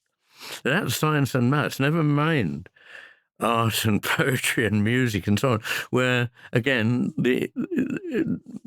whatever it is seems to come to us, not through a conscious level of an effort, indeed, stops one from it happening.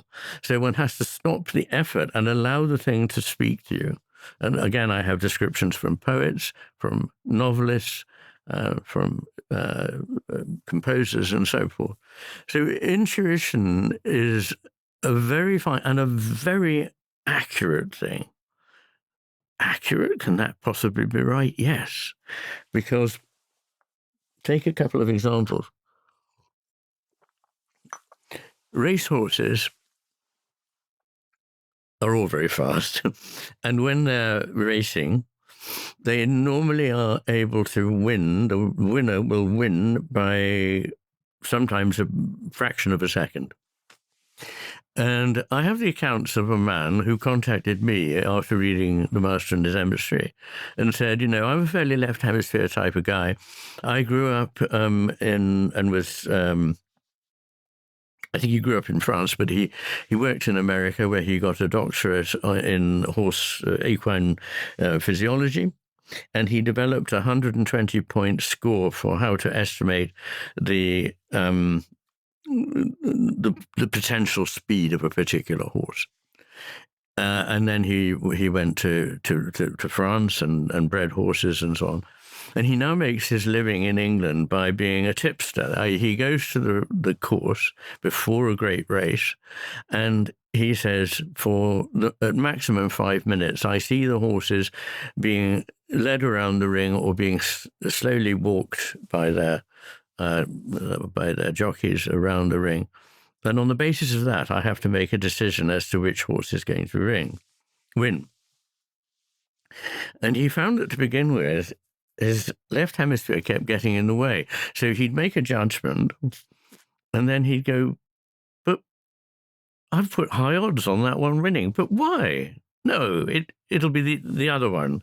And so he'd put the other one and send that in. And of course, the first horse that he shied off everywhere won. And this happens so often that the people that he was advising, the betting people in the betting office, said, for heaven's sake, don't write it down and then change your mind. Just put it straight into your phone and send it.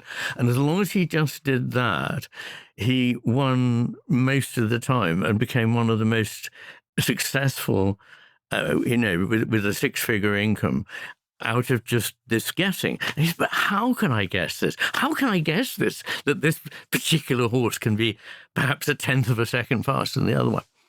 And another thing he found was that when he went to the race course, if he took his son with him, and his son knew a lot about it and was interested in it and wanted to follow his dad, he would explain to his son why it was he made a decision. And as soon as he'd done that, it was no good anymore. So eventually they said to him, please don't take your son. And the other thing he discovered was that if he had a short nap before meeting the horses, he would go along and he'd stay in the car, he'd have a 10-minute nap, he'd then go and do this. As long as he followed this, his instinct, his intuitive sense, gave him a huge advantage. And another thing from sport that I examined was the man who is the physician to the TT races in the Isle of Man wrote to me. Now, the TT races in the Isle of Man has been described as the most dangerous sport in the world, in which the Isle of Man is a rocky island off Britain. And it runs an annual race around the island, not on a race course, but on the roads that go up over mountains and so forth. And while they're running these courses, there's no other traffic on the road, so that's it. But there are potholes, there are tight bends, there are all kinds of things you wouldn't encounter on a smooth race course. And he looked after these people, and he was fascinated because there's a big place where they would pass a stand and go down a steep hill, turn to the right, have to do a wiggle around a bend, go over a bridge and so on. And he would say to them, if you're not in exactly the right place as you pass the stand at the top of this rise, you won't be able to negotiate the bend at the bottom. How do you envisage that? And this guy said, when I'm at the stand at the top, I'm not bothering about the bend at the bottom. I'm thinking of what is half a mile away, which is this going over a bridge. And if I actually were thinking about the bend, I'd come off. So there's and he has many stories about them, how their attention is extraordinarily vivid to the whole field, so that he can detect somebody in a field to the side lighting up a cigarette. He can smell it. He can take in the whole scene, but his eyes are completely unfocused. He said, when you watch these people, it's like they're just staring into the middle distance, but they're doing stuff at the immediate level, which is life-threatening. And indeed, they have to take a certain bend that has a stone wall in it so tight that their leathers brush the stone. Otherwise, they won't be able to carry on. All this is going on, and it's all done entirely intuitively. And when you stop to think about it, you mess up. And you can multiply this across as many sports as you like.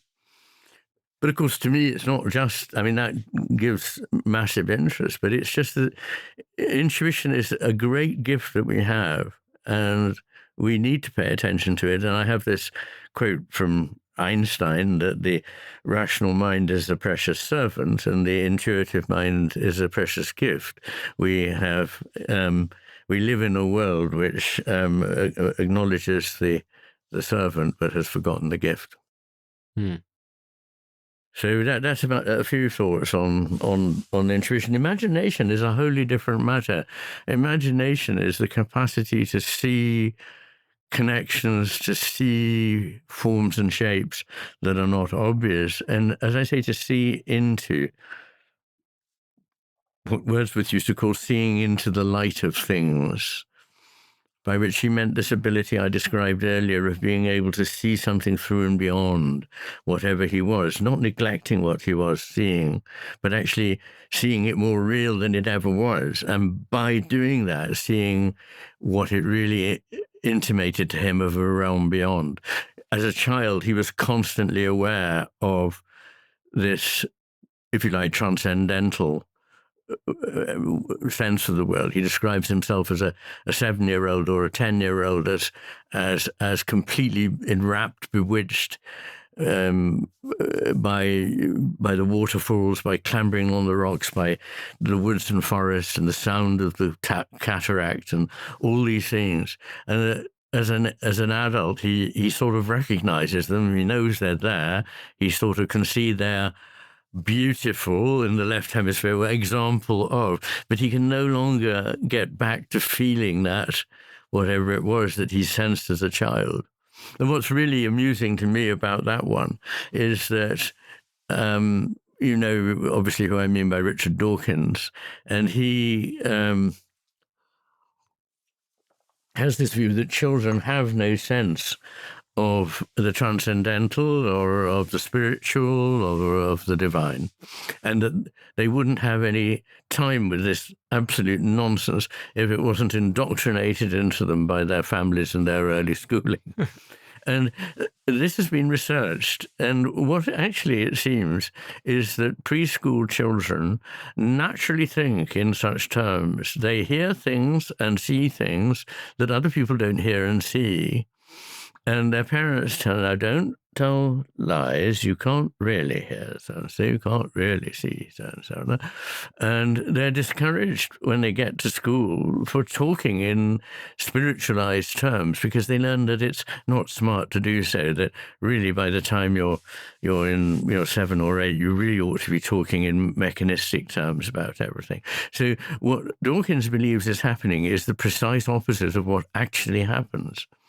And this is important too when you come to think of people, some peoples of indigenous origins and indigenous tribes that I have met, who are capable of hearing things, knowing things, seeing things at a distance, and even being able to see things in the future. And who are we to say that they can't? And when they say they can hear the voices of the elders advising them things, how do I know that they're not?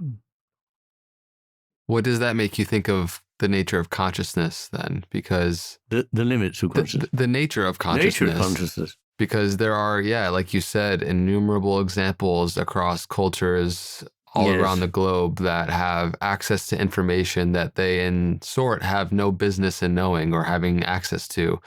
Yes.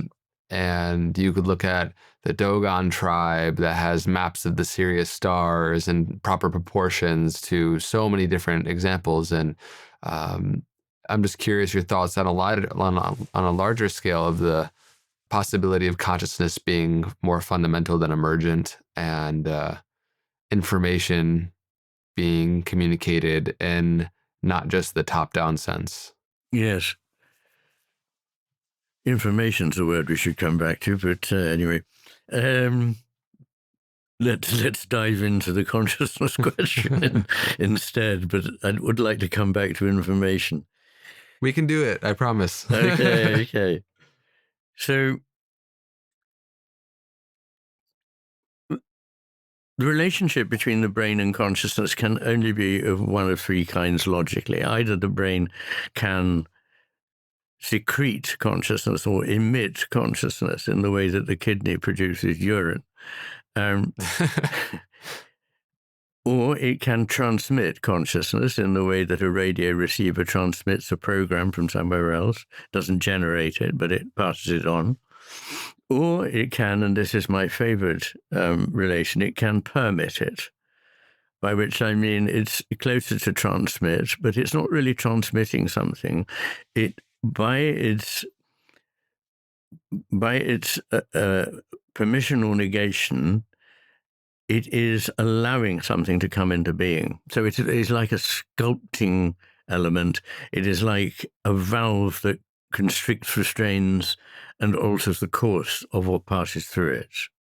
So it can either emit, for which there is no evidence at all. There has never been the slightest explanation of how that could happen, unless consciousness is already in matter to some extent, in which case that is not the question. I agree that there is matter and consciousness are also always together. The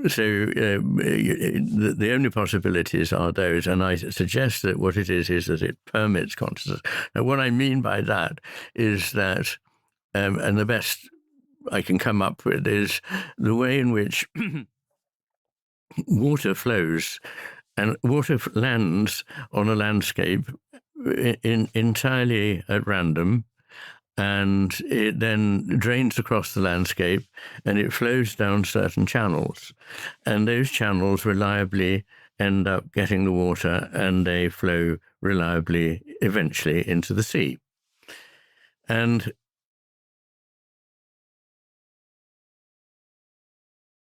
the banks of the river that form the channels, the undulations in the landscape, certainly don't make the water. The water comes to them.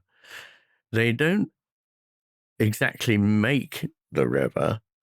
They are part of the river for the time that they're constraining its banks. So the river couldn't exist without those banks, but the river couldn't exist without the water that came to it. Now, that's really my simplified idea about the relationship between the brain and consciousness, that consciousness as a whole is pre-existent to my consciousness. It comes into being for me as my consciousness because of my particular brain constraining the consciousness that is everywhere in certain ways, and it becomes my consciousness. Now, if by an accident or a disease or something, the landscape of my brain changes and these channels, as it were, become disrupted, then of course my consciousness will become disrupted in ways that are relatively predictable. So that is it. And I think that matter is the more difficult one than consciousness. Unbelievably, there are, I believe, professors still holding down chairs at respectable universities who claim that there can be no consciousness, or consciousness doesn't exist. And that it is, quote, an illusion. Dan Dennett was one of the people who said this before he himself became an illusion. But the problem is that, if it's an illusion, it's got to be an illusion in consciousness and something. Right. You can't have just an illusion without consciousness. It's utterly incoherent, but never mind. Let's pass over all that. Consciousness being the one thing that is self-evident. It is one thing that is absolutely undeniable and self-evident. So there it is. And what is matter? Well, nobody has ever seen matter. All we've ever seen is things manifesting themselves in our consciousness that we call material. We fix the term material to them. And what do we mean by that? We mean that they have certain qualities which can be pretty much summed up as persistence and resistance. So, something that is immaterial, it can disappear from my mind, it can come back again a year later, but it has no persistence. And an immaterial thing also brings no resistance to bear. A thought, again, I can go with it or leave it or whatever. I can put my hand through it, but I can't put my hand through the table. So, and those two things, permanence and resistance, turn out to be incredibly important for creation. For something to create, it has to have a degree of continuity of existence. Otherwise, there is nothing being created except random comings and goings of nothing. And resistance enables it to come into being. If there weren't resistance, there could be no permanence, and there could be no thing separate from the unitary globular nature of the all, for there to be the many as well as the all. And it seems to me that that is the the one thing we can say fairly clearly about the story of the cosmos, is that it started from this relatively undifferentiated mass, and then has become differentiated in unimaginably rich ways, complexified, made beautiful, and that is the evolving of the many. And in doing so, it is not disrupting the wholeness of the whole. We had this earlier when we talked about a flower, that when the flower unfolds, it hasn't, as it were, disrupted the flower. It has fulfilled the potential of the flower. It still remains a flower and can close in again and open again and so forth. And this is what this coming together and coming apart is, the intrinsic nature of the cosmos. So matter presents us with material that is persistent and resistant, and all matter partakes of consciousness in that particular way. Now, I believe that you shouldn't separate matter and consciousness, but instead talk about them as phases of the same underlying entity. So there is never a need to say, well, how can we bring these two things together? And let's see, even if they both existed from time immemorial, how can we nonetheless reconcile them? I say they can be easily reconciled, because matter is just another phase of consciousness. And I'm not using phase in the sense of a temporal phase, but in the phase of a physical sense that physicists and chemists talk about the different phases. And the obvious one to refer to here is water. If you think of water, you tend to think of something that is translucent and flows easily and can run over your hand and can support you and so on. That's fine. But water can also present as something that is opaque, rigid, immovable unless a great force pushes it, and it's so solid it can split your head open. In other words, ice. And it can also present, and is present in this room, as literally tons of water you cannot see in the form of water vapor. Now, which of these is water? Well, we're inclined to say the liquid stream, but in fact they are all water. They're just different ways in which water manifests. My view is that matter is a phase of consciousness in that same sense. That very much so actually aligns with the Eastern yogic sciences and what they say and how they delineate the different forms of density. Yes. That consciousness would take shape in, as we as human beings have different layers of self that you could say have take different shapes and different forms of density.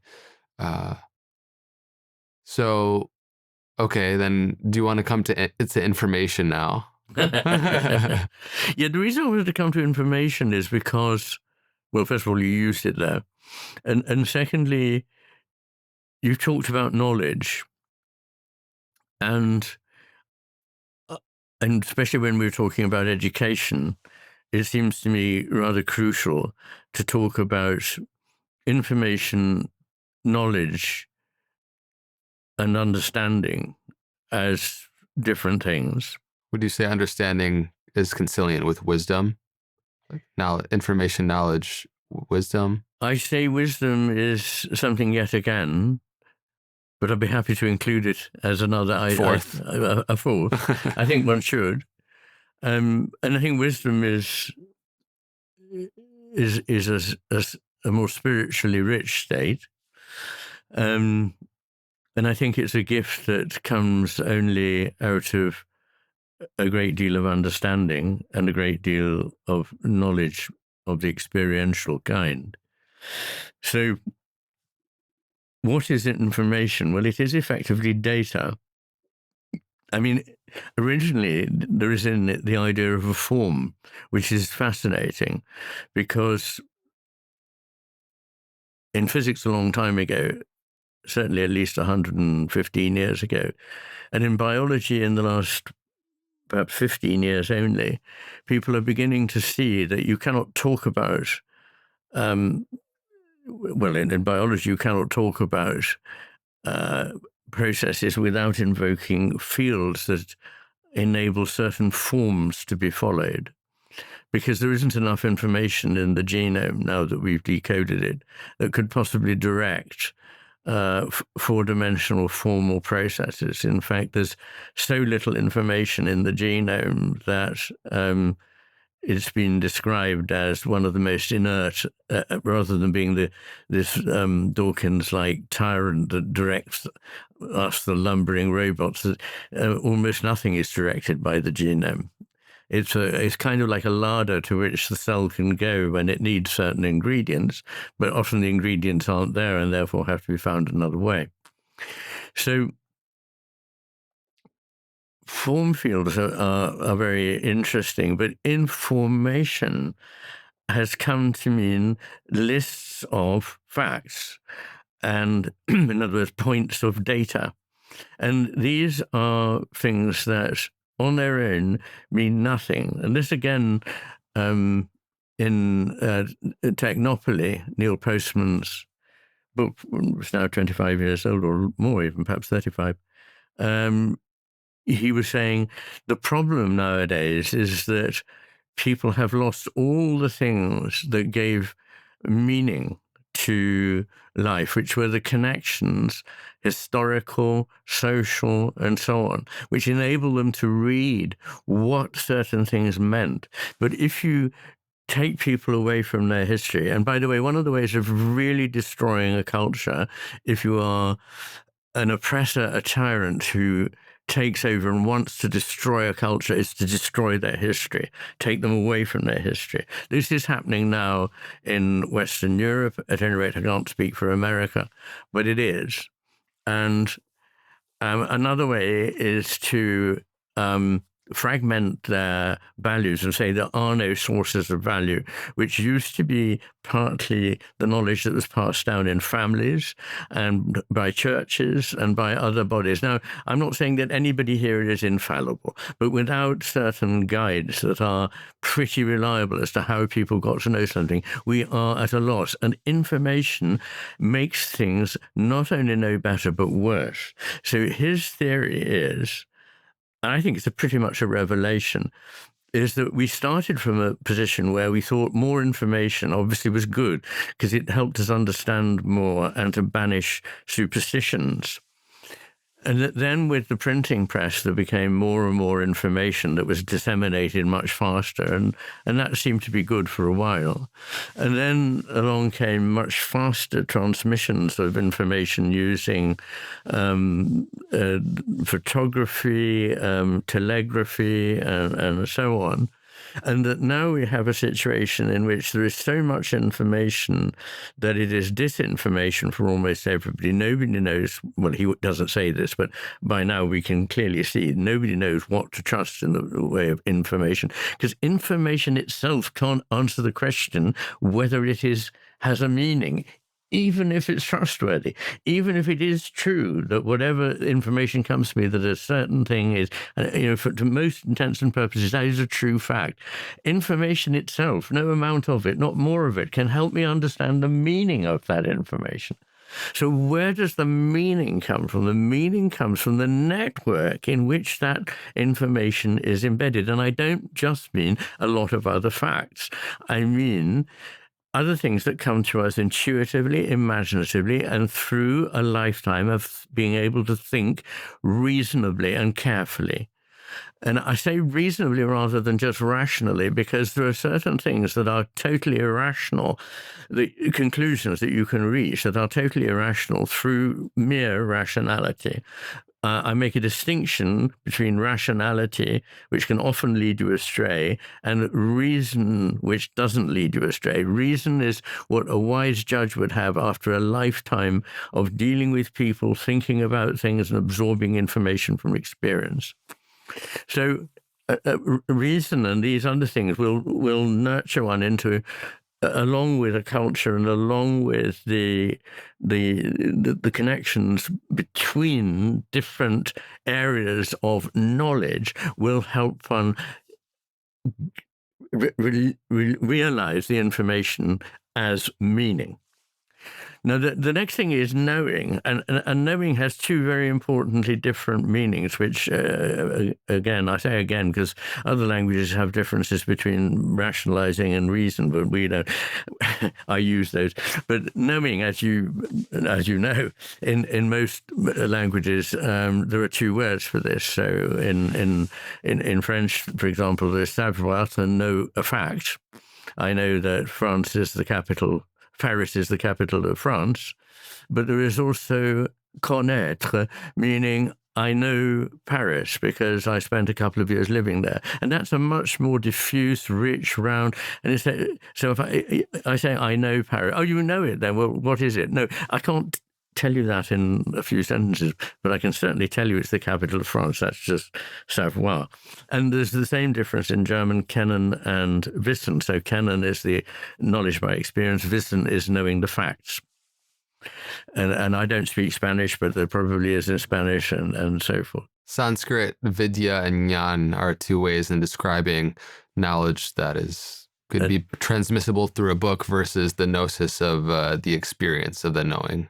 That's very important, and that probably is an even deeper one, actually, because it's there are kinds of knowing that can be known through a book, but would be more of the connaître kind after you'd read the book. So I think that's even a subtler distinction. And I gave a talk once where I was told that Swedish has 3 words for knowing. I can't remember what the third one entailed. But anyway, the point I'm making is that there are different ways in which you can know, and one of them is relatively superficial, and a computer could easily take it on board because it's more dependent on facts, and the other is dependent only on experience, the experience of an embodied being who is capable of emotion, capable of suffering, capable of love, capable of acknowledging the briefness of life and so on, which helps you understand what being in Paris for a while means in its bittersweet nature.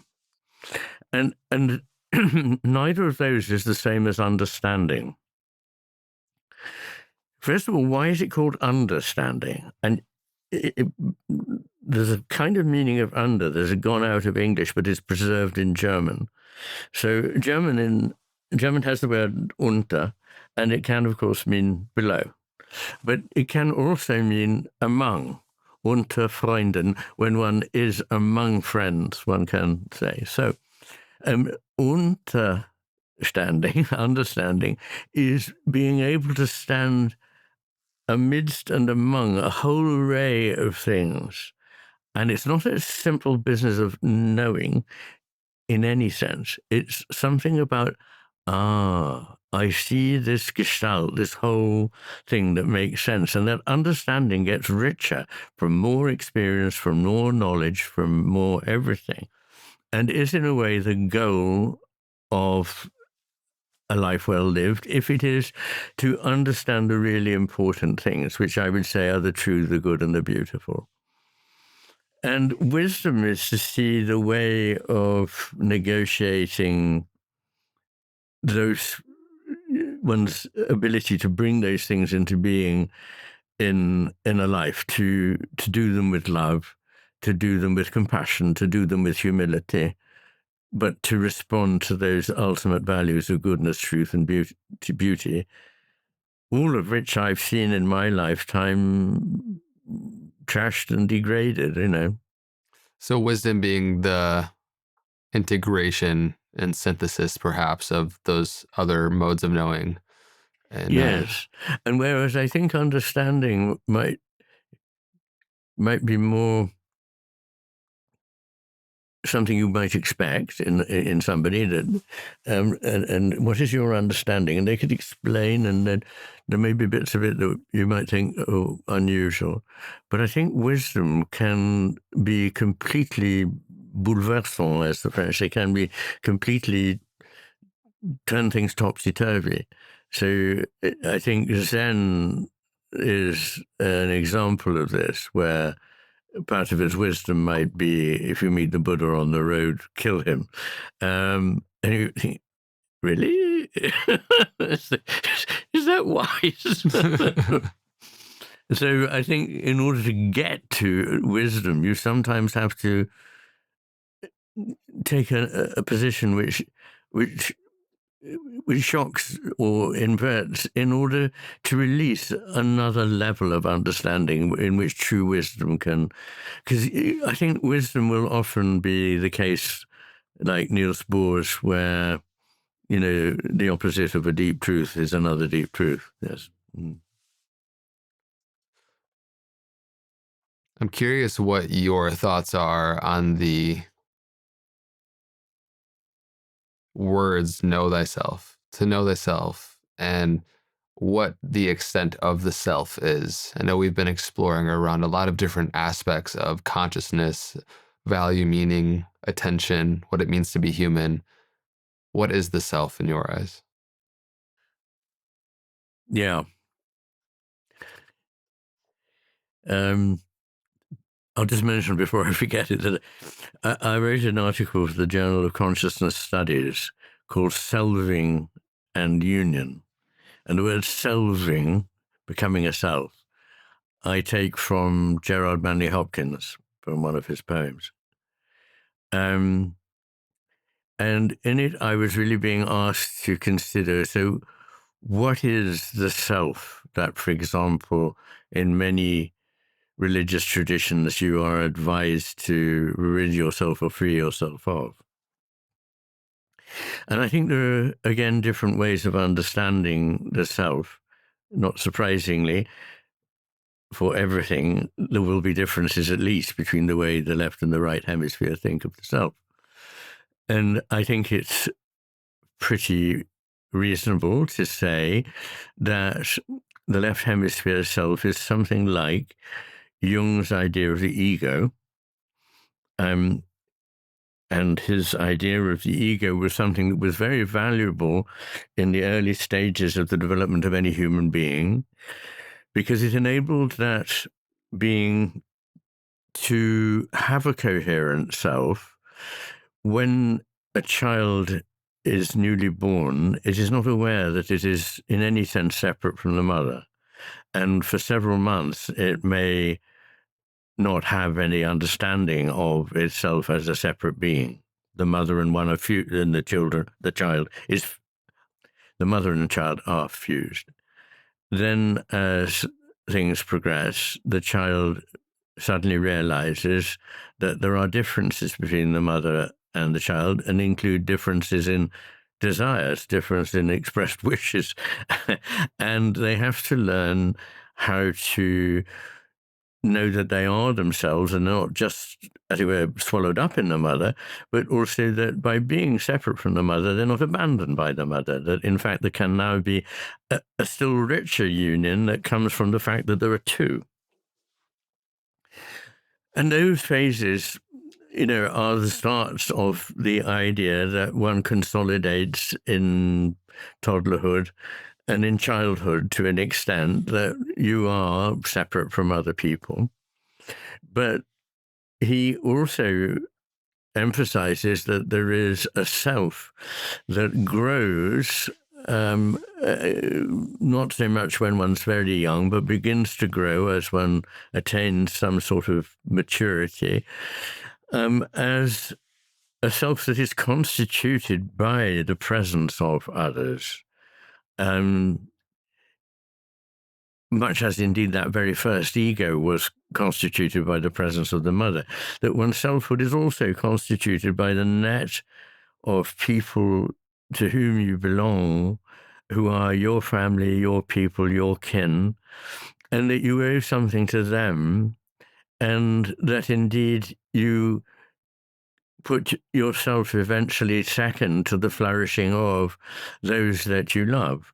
And that is the development of a purer or more mature self. When the Buddha was hungry, it wasn't somebody else that was hungry, it was the Buddha that was hungry, and he knew he was hungry. And when the Buddha died, it was the Buddha that died. It wasn't somebody else that died. There was a self, there was a Buddha, but the Buddha's selfhood had become so extended, if you like, that it was something like Indra's net. It was ramified across all that exists, is perhaps one way of putting at it. Most of us won't achieve that, but if we achieve a kind of self that is other-centered, then I think that is not a bad aim, because from a psychiatrist's point of view, people who have no sound self of themselves are very damaged and unhappy people who cause a great deal of grief to themselves and to others. Two principal examples of people who don't have a secure sense of self are people with schizophrenia and people with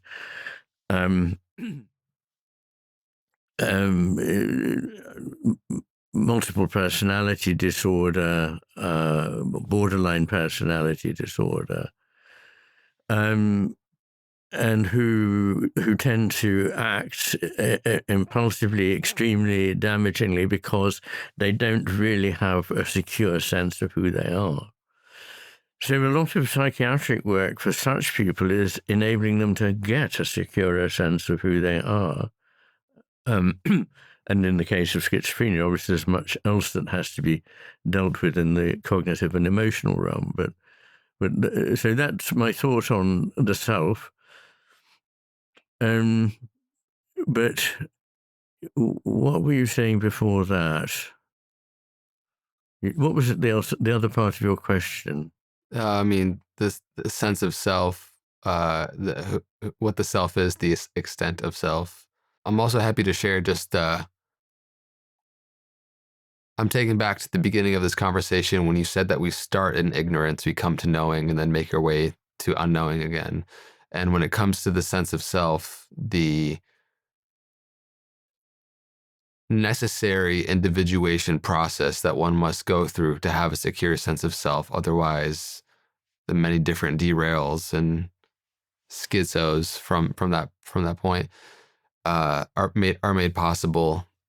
Going from the healthy integration and individuation process of an ego and a sense of a separate self to then putting that experience of that small self, if you will, and the content of our experience in a larger context of awareness, where our sense of self extends beyond the temporal meat suit of our body, is a journey that I'm obviously very interested in, and since you are as well.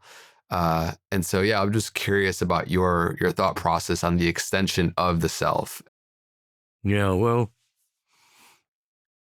I mean, there's some sense in which, parallel to the idea of knowing, of ignorance, knowing and unknowing, there is a sort of the ego, the self, and then a sort of dissipation of that sense of the self, at least as the ground of everything that one does. I don't know of it because I haven't attained to that.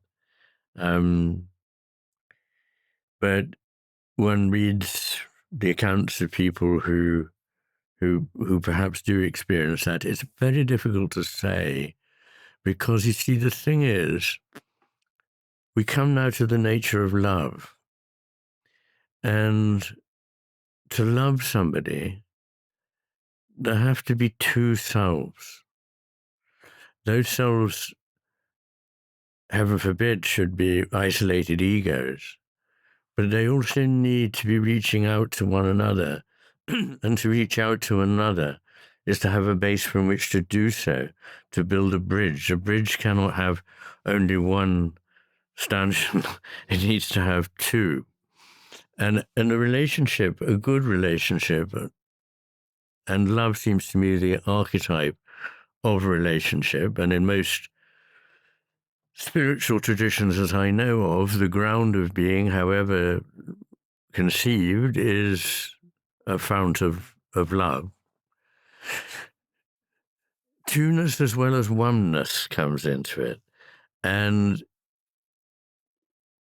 even perhaps three-ness, of course, because the love that's created is something that is not purely dependent on the two that are there.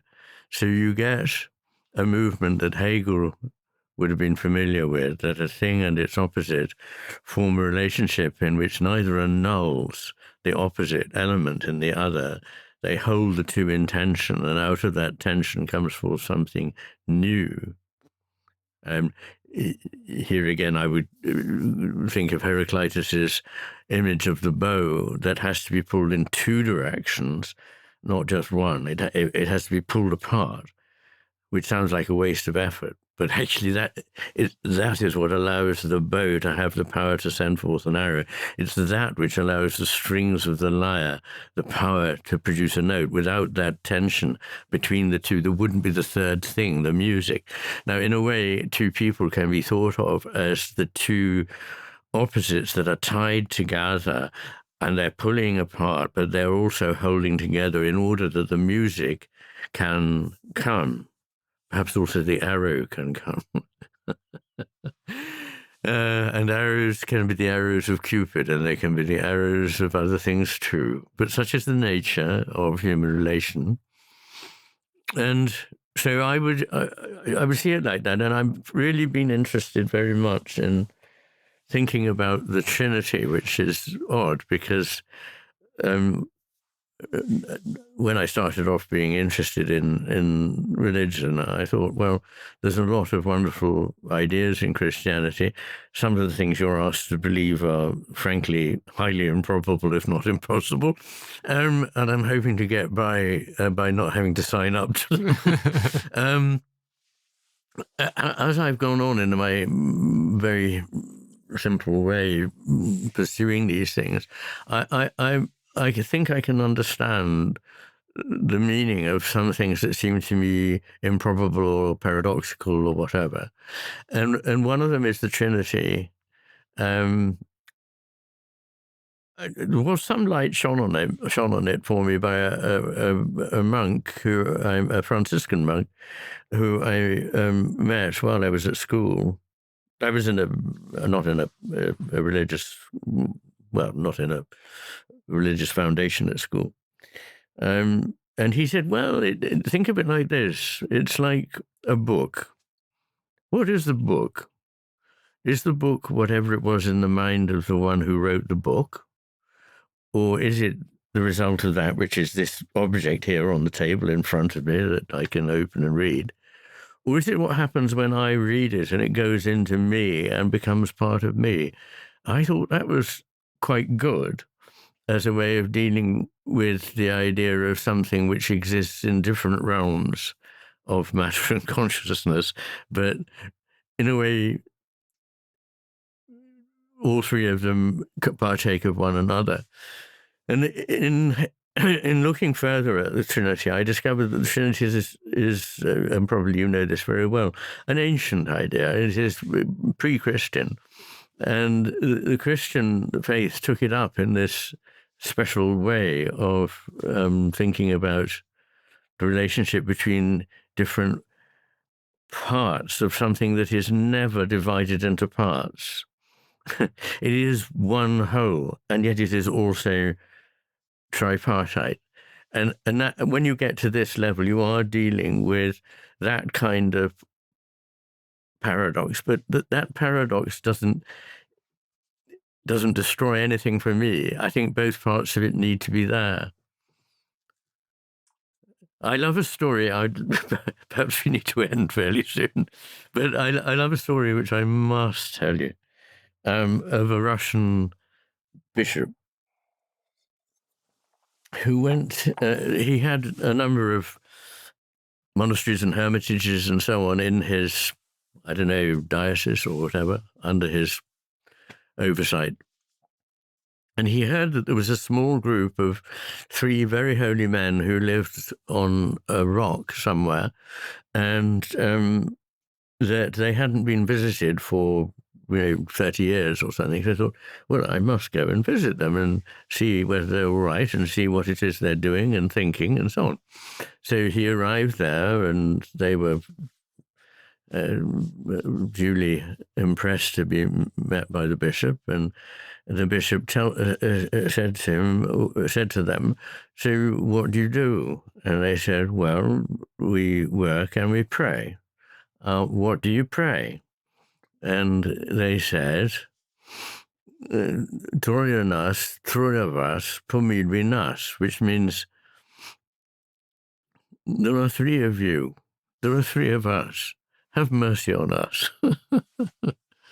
And he said, no, you must pray like this. And he taught them the Lord's Prayer and no doubt the Creed and various things. And then, feeling that he'd set things right, the bishop felt it was time to leave.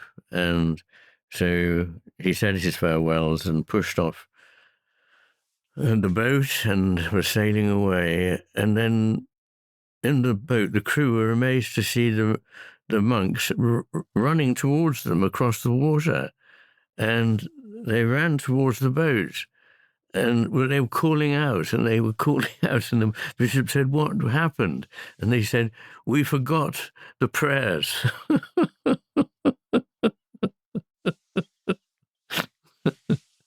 I think it's beautiful.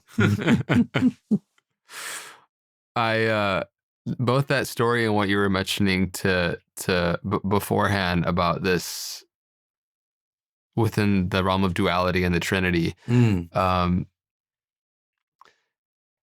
it makes me, one, personally grateful for the contrast of experience that is always available to us. So not just seeking out the joyful, beautiful moments, but yes, embracing very much the antithesis to that, and very much so what you mentioned with Hegel's dialectic, with the synthesis of two seeming opposites or opponents. It makes me think, and again through the Vedic lens, like the one becomes two for the joy of becoming one again. Like the Yes. illusion of Yes. separation allows the experience of one another. Yes. And through that, there is the joyful rejoicing and the Yes. experience and the contrast. And so it to me brings in gratitude and grace into the picture, what seems like just opposition and suffering. Uh, and I think that's really important. It so much is. And thank you for mentioning that, because I think there's a sense in which a life in which there was no suffering would be one without meaning. And William Blake thought that even in heaven there must be suffering, because if so, if there were no suffering, there could not be joy.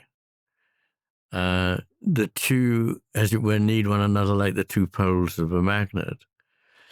And I thought, well, that's an interesting idea. And of course, he was very sound on the coming together of opposites, of innocence and experience, and so on, good and evil and all the rest. But I came back to an insight of Viktor Frankl's.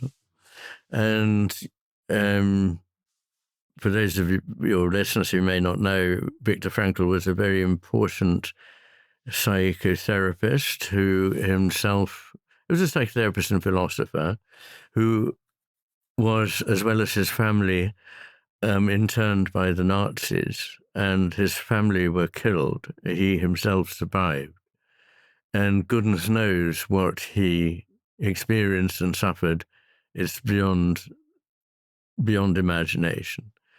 And when he was asked what gave meaning to life, he said three things. One is the feeling of being together with others, sharing life with others, sharing one's meals with others, sharing one's love with others, sharing one's worship with others. The second was feeling that you had managed to do something in your life that made you feel it had been worthy, that you had done something worthy and fulfilling. And the third was to have suffered.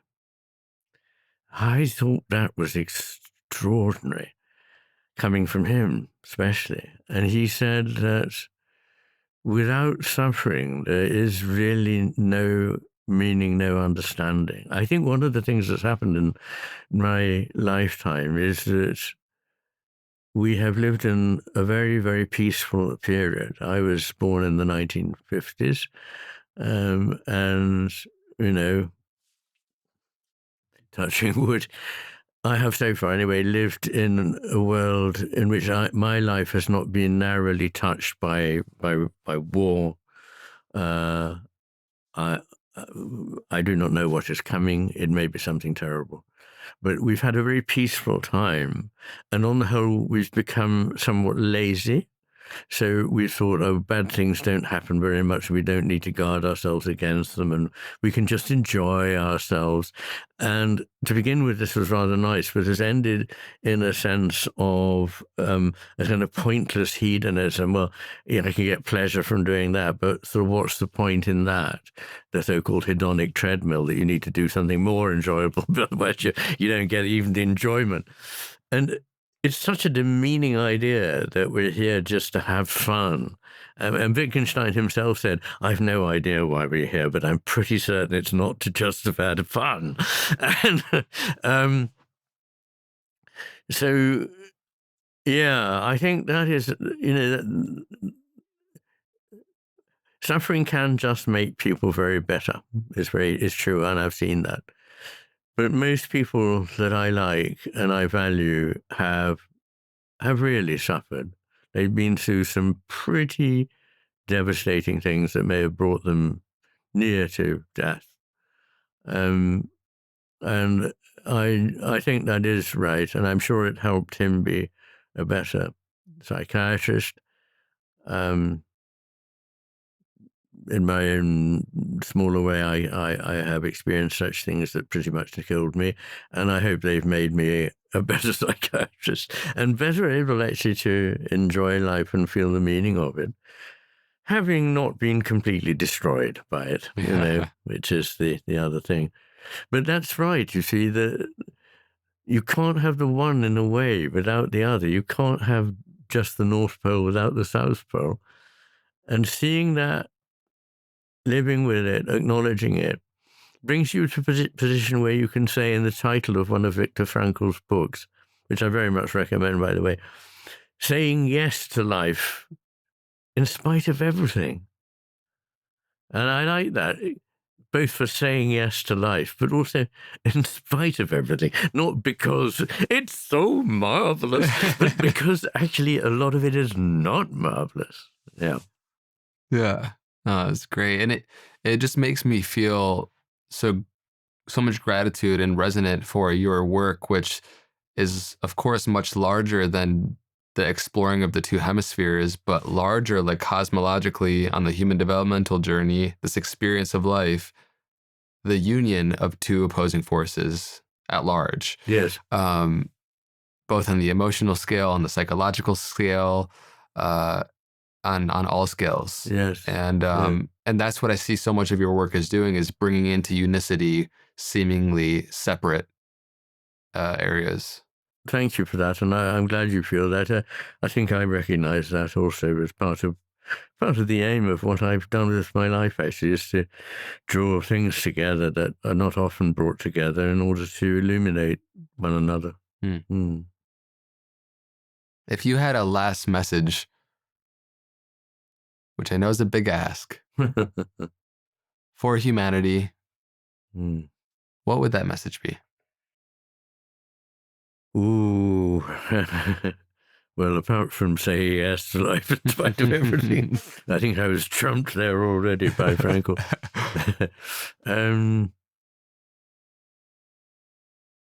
I think it would be never to despair. I call myself a hopeful pessimist. In other words, I see things going wrong all around me, but I remain hopeful. And that's partly because I believe we don't know a tenth of what's actually happening, partly because I think human beings are a wonderful species.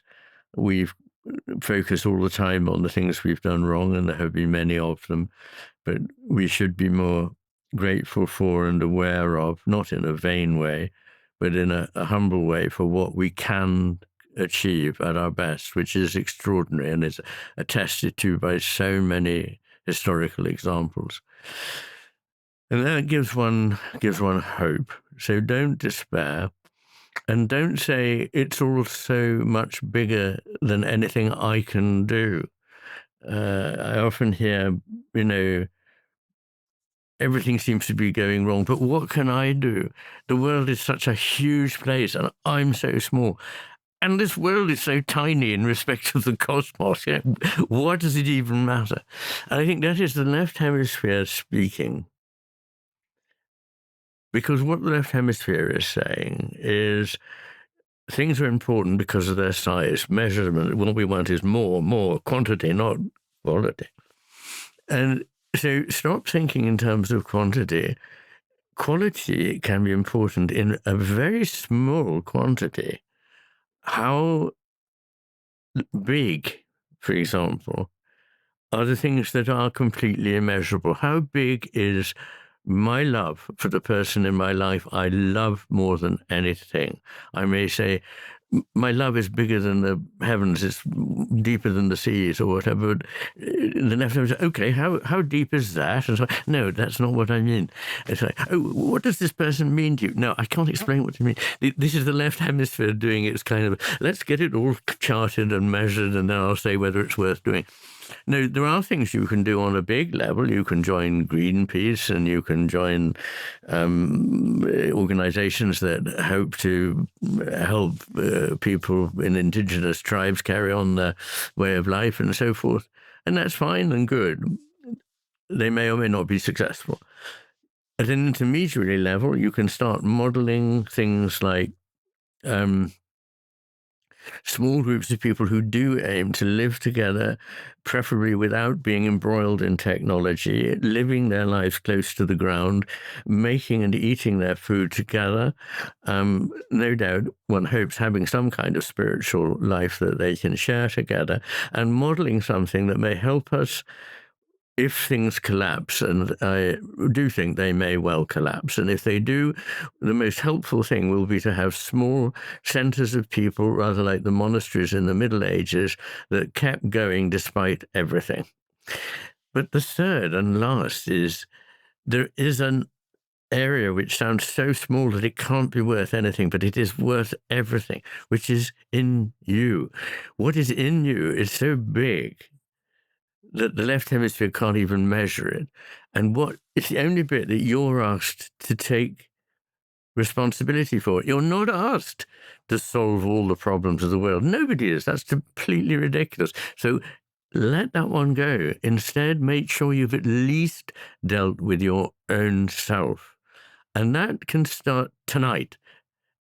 It can start now. It doesn't have to be something that's labored on for years. And it really is the most important thing you'll ever do, because you've been given you to look after, you to grow. As John Keats said, amazing man, died at 26 in a letter to his brother, this world is a veil of soul making. Your soul is not something that's sort of given to you. Oh, okay, that's nice, I've got one of those, that's my eternal life, is it? But no, the soul is something you encounter in you, and you grow in you, or you fail to grow in you, and that matters enormously to you and for you, and you matter enormously.